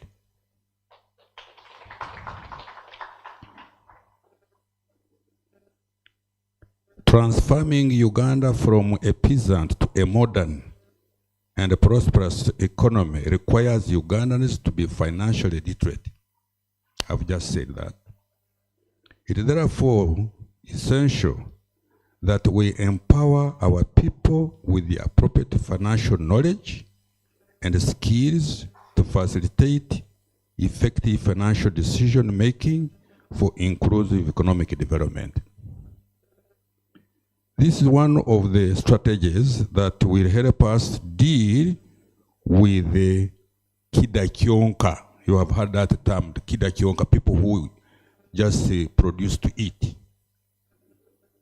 Living hand to mouth. Mentality among, let me repeat this. This is one of the strategies that will help us deal with the kidakionka, that is living hand to mouth mentality amongst many of our people. Our focus in developing Uganda's financial sector is on strengthening development finance institutions, expanding pension and insurance coverage, and deepening capital markets. Financial literacy is a key in achieving this. There is still a lot to be desired in performance of our financial sector, with insurance penetration at only 2%, and this is 2023. The level of gross national savings as a percentage of GDP at 20.91% in 2023, while the percentage of retirement benefits assets to GDP is only 12.2% in year 24. On the other hand, domestic credit to the private sector as a percentage of GDP stood at 14.81% in 2023, while domestic stock market capitalization stood at Uganda shillings 10.4 trillion in this year, in the year 2024. According to Uganda National Household Survey of 1920 regional analysis, the percentage of adult population that owned a formal bank account was highest in Kampala sub-region, 26.2, and lowest in Acholi, 2.8%, and Karamoja, 20.9 sub-region. You see this, the way the thing is skewed. One of the main barriers to access and the usage of form of financial services is lack of awareness and understanding. The Bank of Uganda Financial Capability Survey of 2020 further revealed that the overall financial literacy score for Ugandans was only 50.4%, implying 49.6% of Ugandans are financially literate, are financially illiterate. Have you heard? So that's why I'm praising you. And I can tell you, I will join you, the struggle with you to educate our people, particularly when they start getting a bit of big money. On a positive note, the Finscope survey of 2023 indicated an improvement in the overall financial inclusion at 81% compared to 77% in year 2018. Access and usage of financial services is mainly driven by mobile money and village savings and loan associations, accounting for 66% and 36% of the total adult population respectively. More of the urban population, 87%, are financially included compared to the rural population, 78%.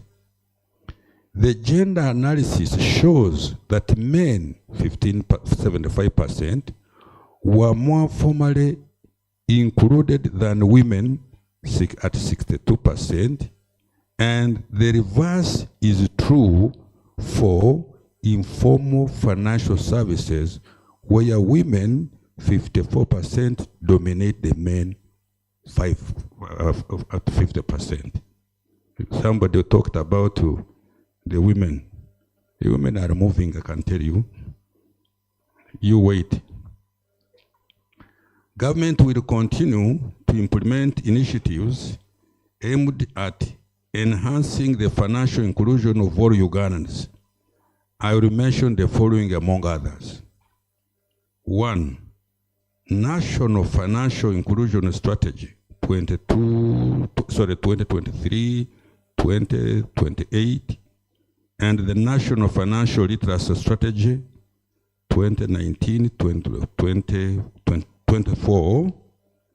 The Financial Inclusion Strategy envisions to have universal access and usage of a broad range of quality and affordable formal financial products and services delivered in a responsible and sustainable manner. This is expected to be achieved through interventions and activities organized under the 5 pillars: reducing financial exclusion and access barriers to formal financial services, deepening and broadening the usage of quality and affordable formal financial products, strengthening financial consumer protection and financial literacy, developing an inclusive green finance market, and promoting gender inclusive finance. The parish development model. Through the PDM, we have so far cumulatively disbursed shillings 2.78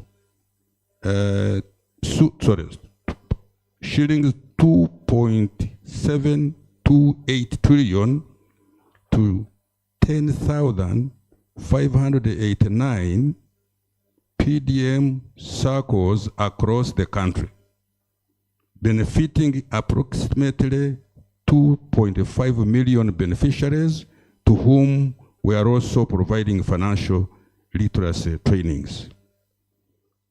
Presidential initiative on wealth and job creation, what we call EMYOGA.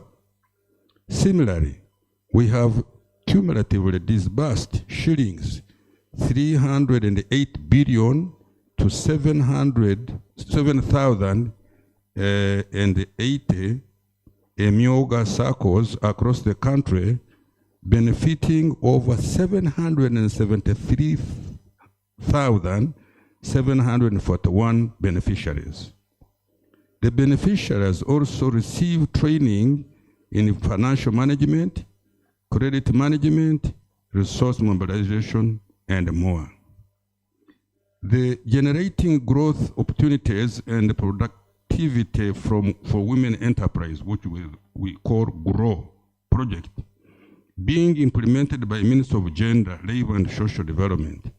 This also aims at increasing access to financial services for women entrepreneurs. The beneficiaries are as well provided with business development and management skills. Through Microfinance Support Center, government provides affordable financial services and business development services to microfinance institutions and MSMEs. Cumulatively, government has financed 9,000 client projects to a tune of shillings 678.9 billion, benefiting 12.2 million individuals. We are also implementing the Uganda Agricultural Insurance Scheme to ensure farmers. As of April 2024, a total of 789,605 farmers across the country had benefited from this scheme. Agricultural Credit Facility has driven socio-economic progress and agricultural transformation by disbursing shillings 527.57 billion to farmers, 5,537 farmers.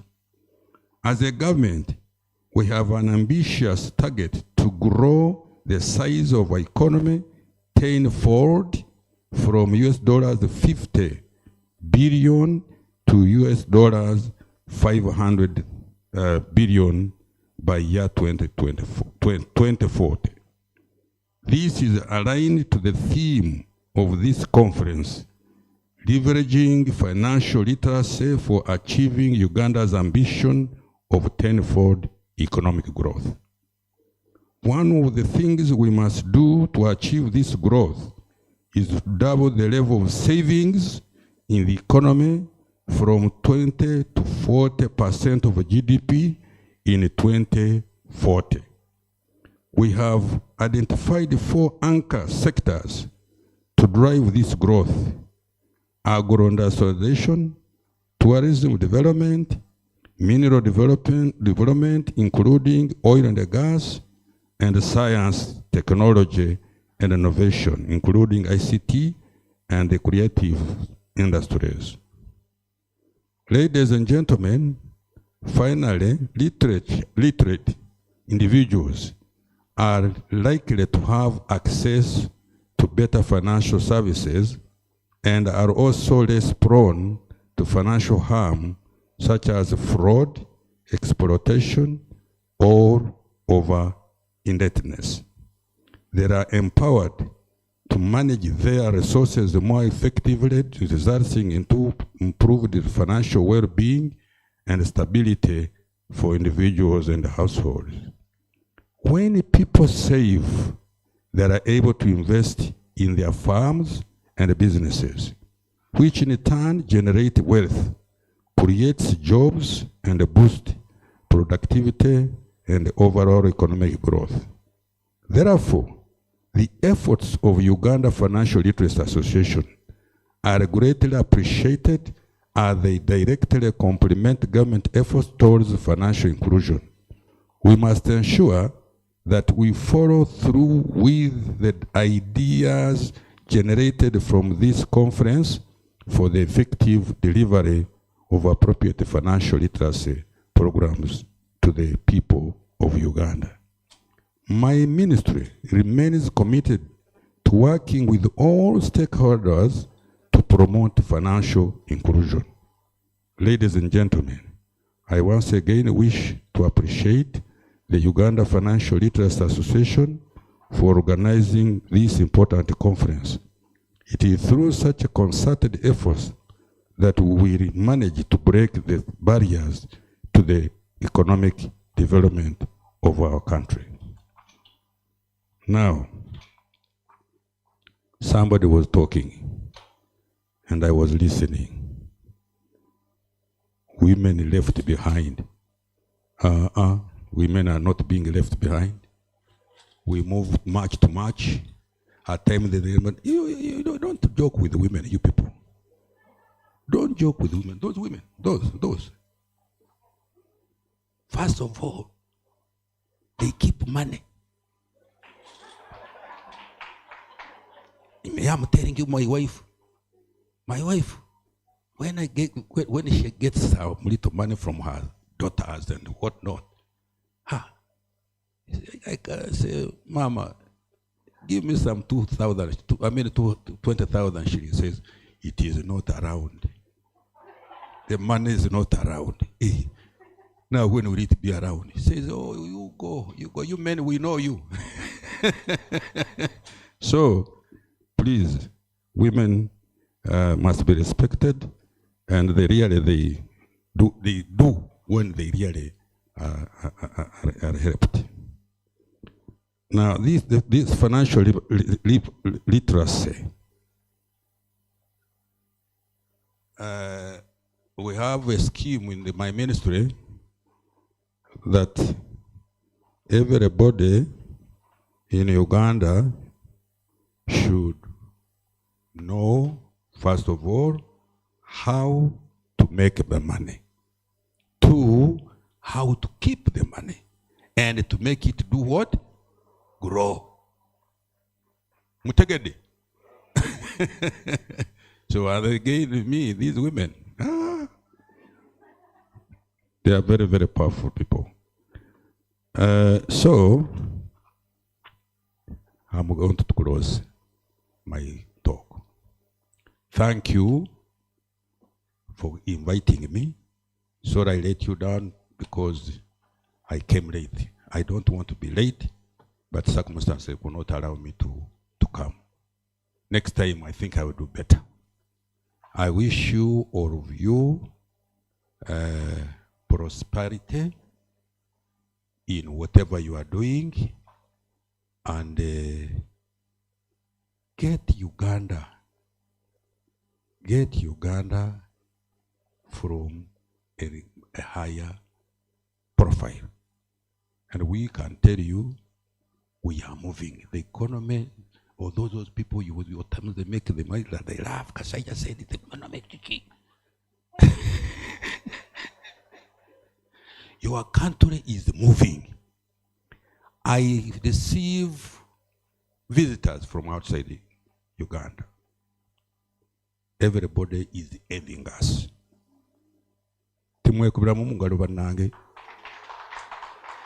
Everybody who comes here to visit me is just shaking the head at how things are moving. So, let's keep it up. Politics are coming. We shall handle the politics, don't worry. We shall handle the politics. I can tell you that. There is no fooling. Because some of us, we suffered. We suffered, I can tell you that. Is there now one of you, whoever used the pop-up leaves to wash clothes, put you up your hand. One, in which year? Which year? 87, 88. I think he is truthful now. Me, I used the purple leaves to wash clothes. We could not get any detergent. If you want a detergent, then you may still slowly go to the border, Busia, and get a packet of washing powder. That is what some of us went through. And some of us, we are saying we will never go back at that when we are still alive. Me, I'm telling my children, you children, if you start joking and fooling around, omuzimu gwange kujja kubatta.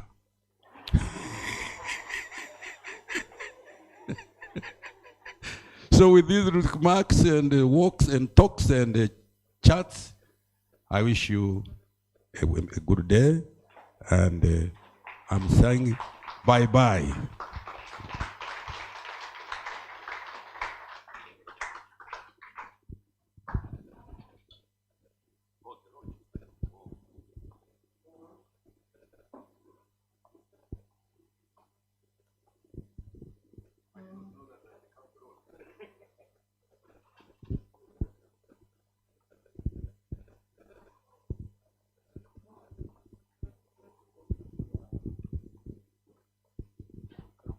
All right. This is a call to all the chapter leaders that are here. Kindly let's join the Honorable Minister as we launch our think tank. Kindly.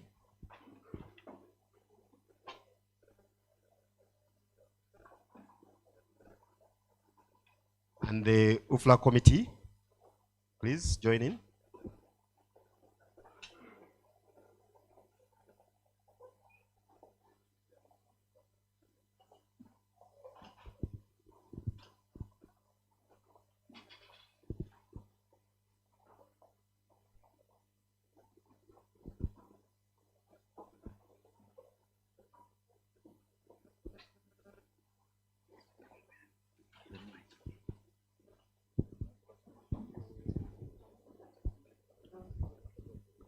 On the powers given to me by the Constitution of Uganda as the Minister for Finance, Planning and Economic Development, I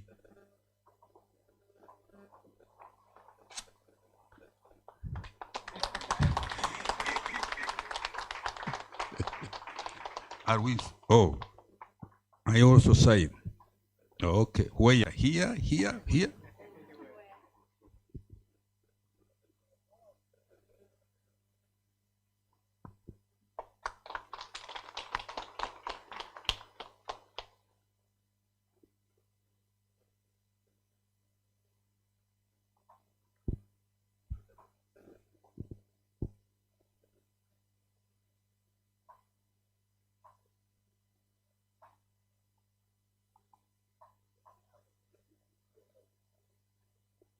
Okay.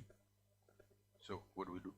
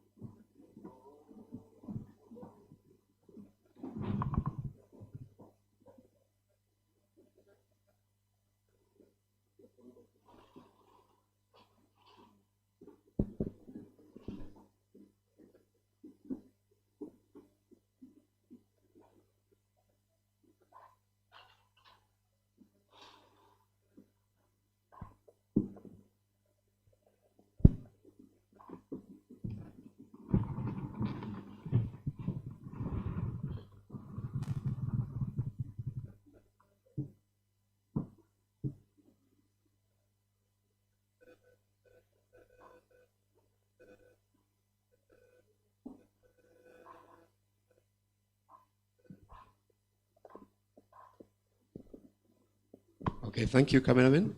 We can now have the chapter leaders joining in the picture with the minister.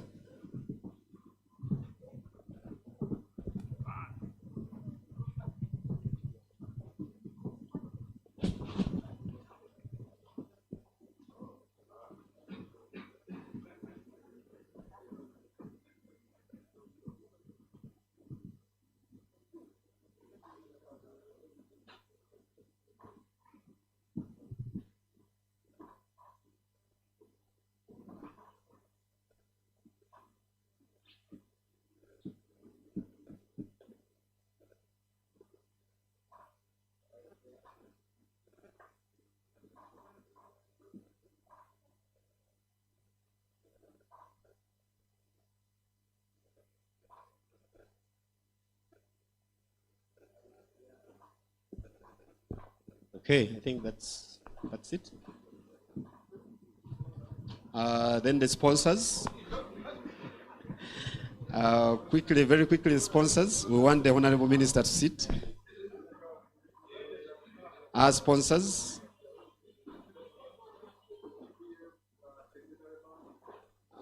Yes, Deposit Protection Fund, Centenary Bank, NSSF. Honorable Minister, just one quick.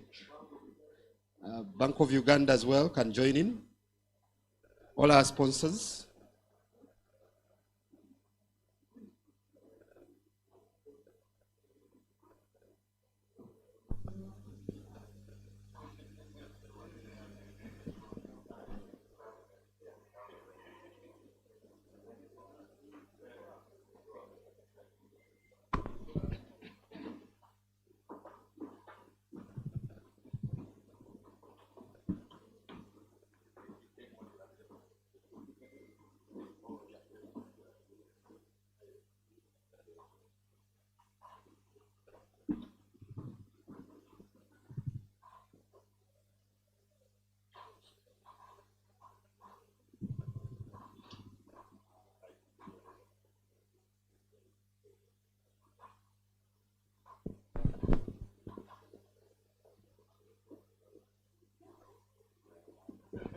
All right, thank you very much. So we are now going into the next session where we're going to give certificates to our chapter leaders. I'm going to request someone to actually bring over the certificates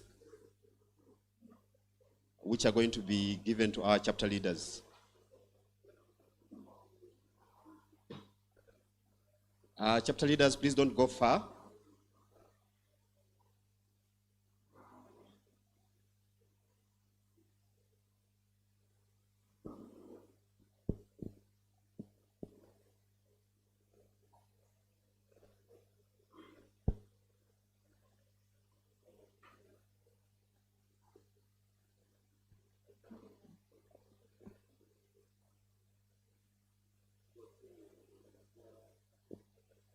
All right, so I'm going to read the names.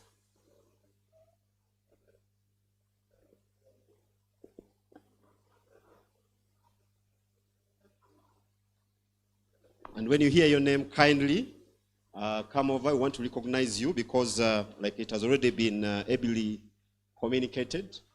You're very, very important because you're the people at the grassroots. So, but then also we have other people that have been supporting us. As you've seen, collaboration and partnership is very, very important.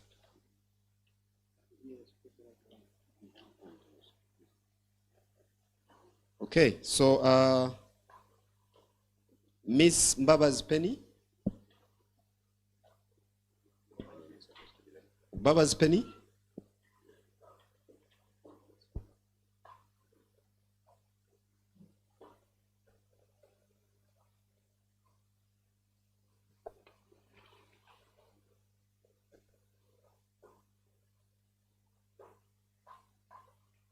As Mr. Komakech Dennis Hardman comes.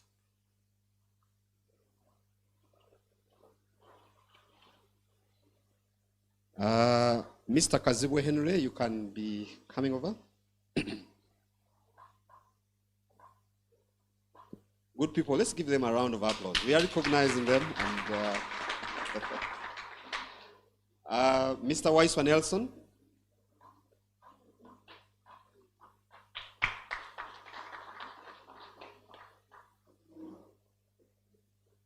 Miss Nekesa Justin.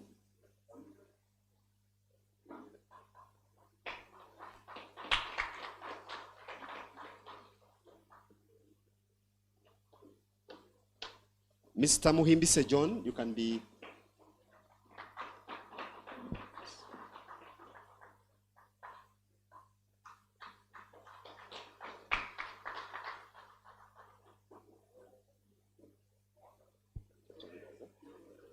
Miss Victoria Nyanzi. Yeah. We are recognizing partners as well. Collaboration.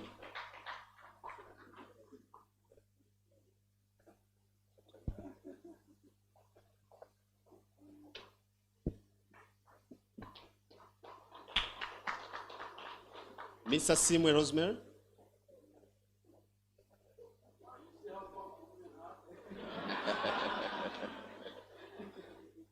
As Mr. Mugisha Kamurunji from the Kabarore chapter. comes up. Mr. Kwale Nicholas from the leader chapter, you can also be ready to come.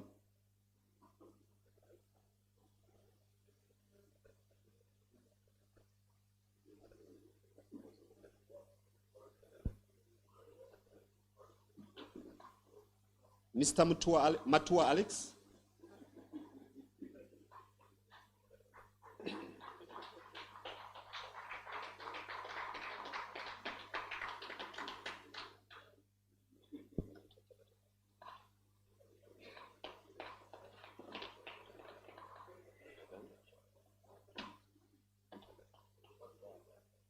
Okay.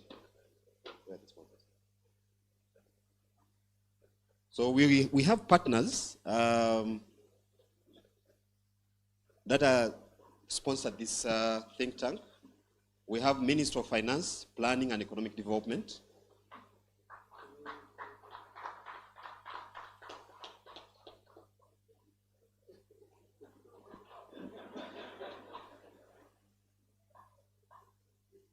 We have Bank of Uganda.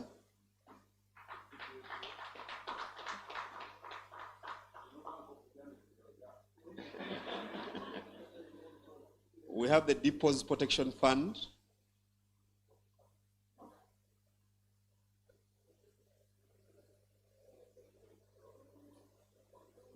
The Uganda Institute of Banking and Financial Services.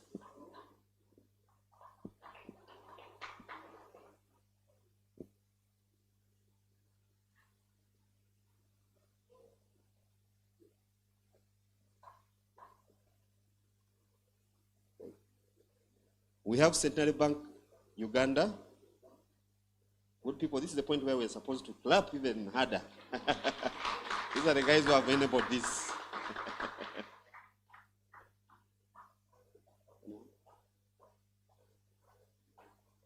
And the Centenary Foundation.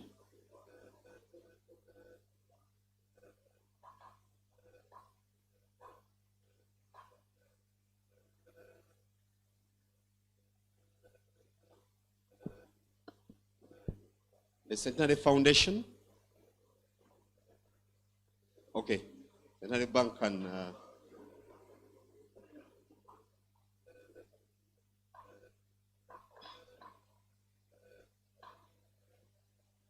then we'd like to recognize our panelists today. I'm sure they did really a good job. Miss Lynn Tukey.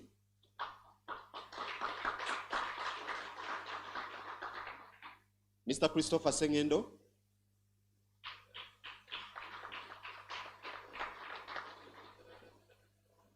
And Mr. Mwesegwa.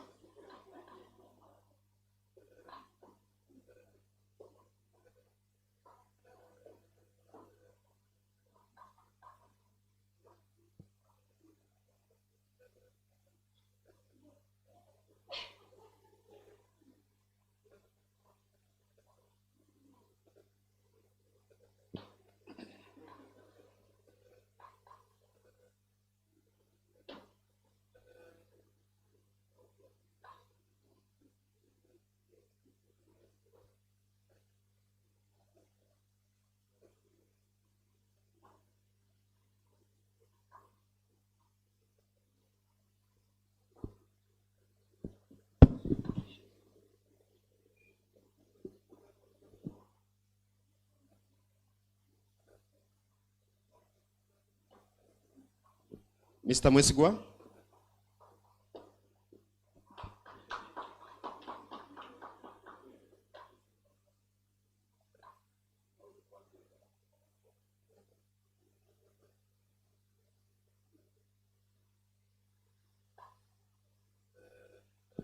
Then Dr. Julia, I know there's someone from Deposit Protection Fund can represent.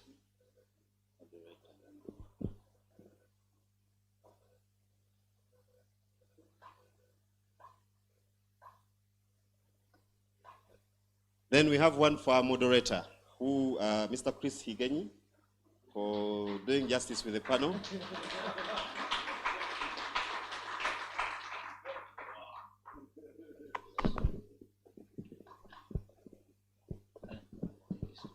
Allow me to take the opportunity. This is for our MC, though he's still on duty.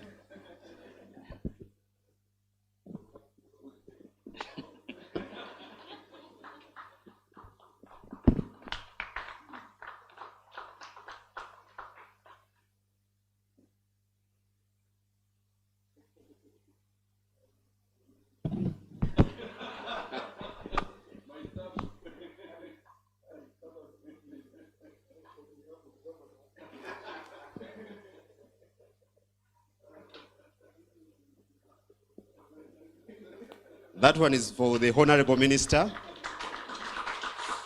for creating time and really listening to us and being part of this partnership. Thank you very much, Honorable Minister. You can.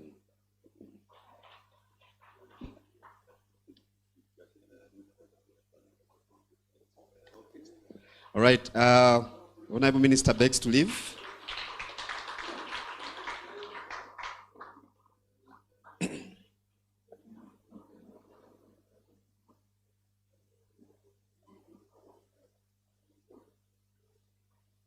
All right, ladies and gentlemen,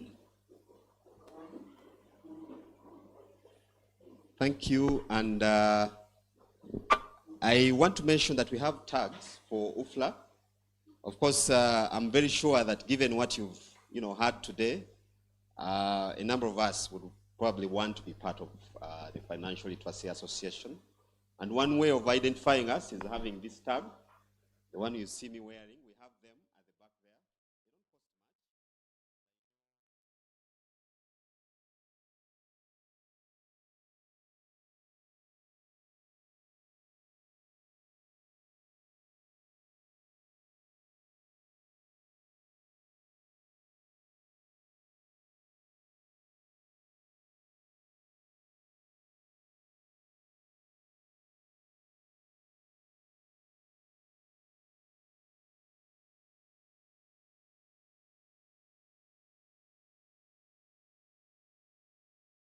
By the desk behind, so that you put on the group, because we want this engagement to be as grounded as possible, and we want all of us to be really disciples out there who are going to spread the word, the good word that we've had today, and to bring as many Ugandans as possible into the fold of financial literacy. Thank you. So at this moment, I think we are left with just sharing with you the website. We have, as UFLA, we have a website. As we've heard, everything is going digital. And these are the spaces where most people can get us. So we're going to have that shared with us. Please don't leave this place without knowing how to reach us. I'm going to request my people, like I said, all those who are not in the group, let's be in the group. We have a WhatsApp group, several WhatsApp groups. So we're going to share most of these items. As you know, we are in the space of the ESG agenda. We care much about the environment. That's why you don't see a lot of printed materials on your desk, because we know we can get these things on our socials. So be part of the group. Don't leave this place without actually plugging in. So we're going to be sharing all these, including some of the materials we've shared here today. I know in the future you might need to refer to some of these videos and all that, so it will be easy to actually share them, and then you're able to follow and also pick more items probably you could have missed during the main presentations. So thank you. In the meantime, I know we've all seated with people, some we are seeing for the first time. Besides being financial literacy trainers and stakeholders, we are also business people. I want to give you about 4 minutes to just, try to know your neighbor. You never know, your neighbor could be your next big business or big thing. I don't want to define what thing it is. 5 minutes.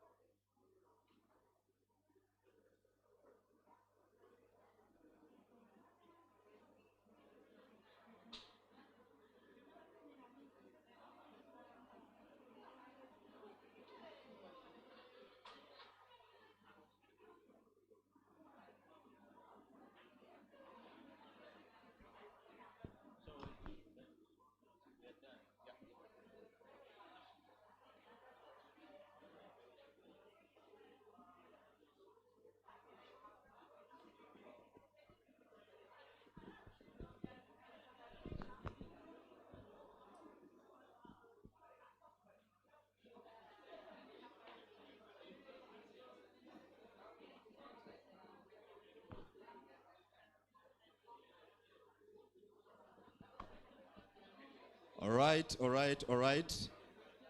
All right, thank you very much, good people. I know the networking can go on after here. So we are done with our engagement today. I'm going to request the DJ. We're going to sing the national anthem and then close our session, our think tanking today, and then carry on with our engagements and networking. DJ, please, the national anthem, and then we close. Living is at leisure.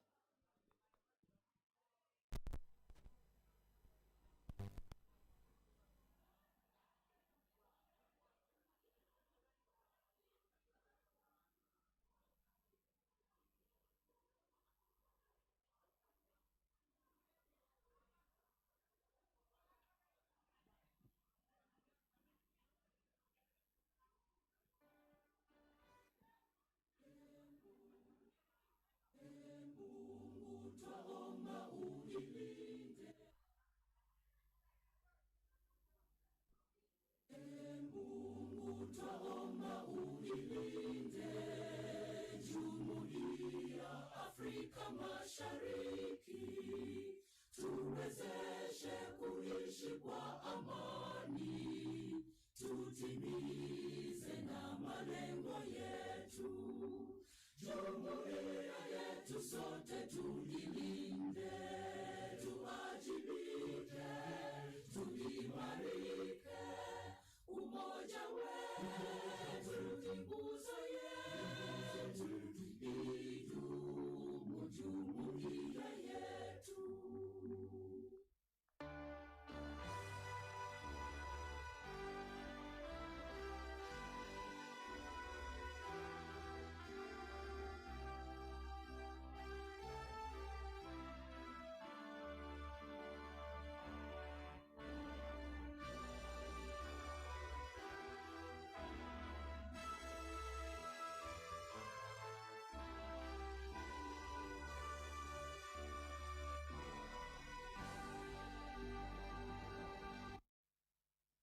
Thank you.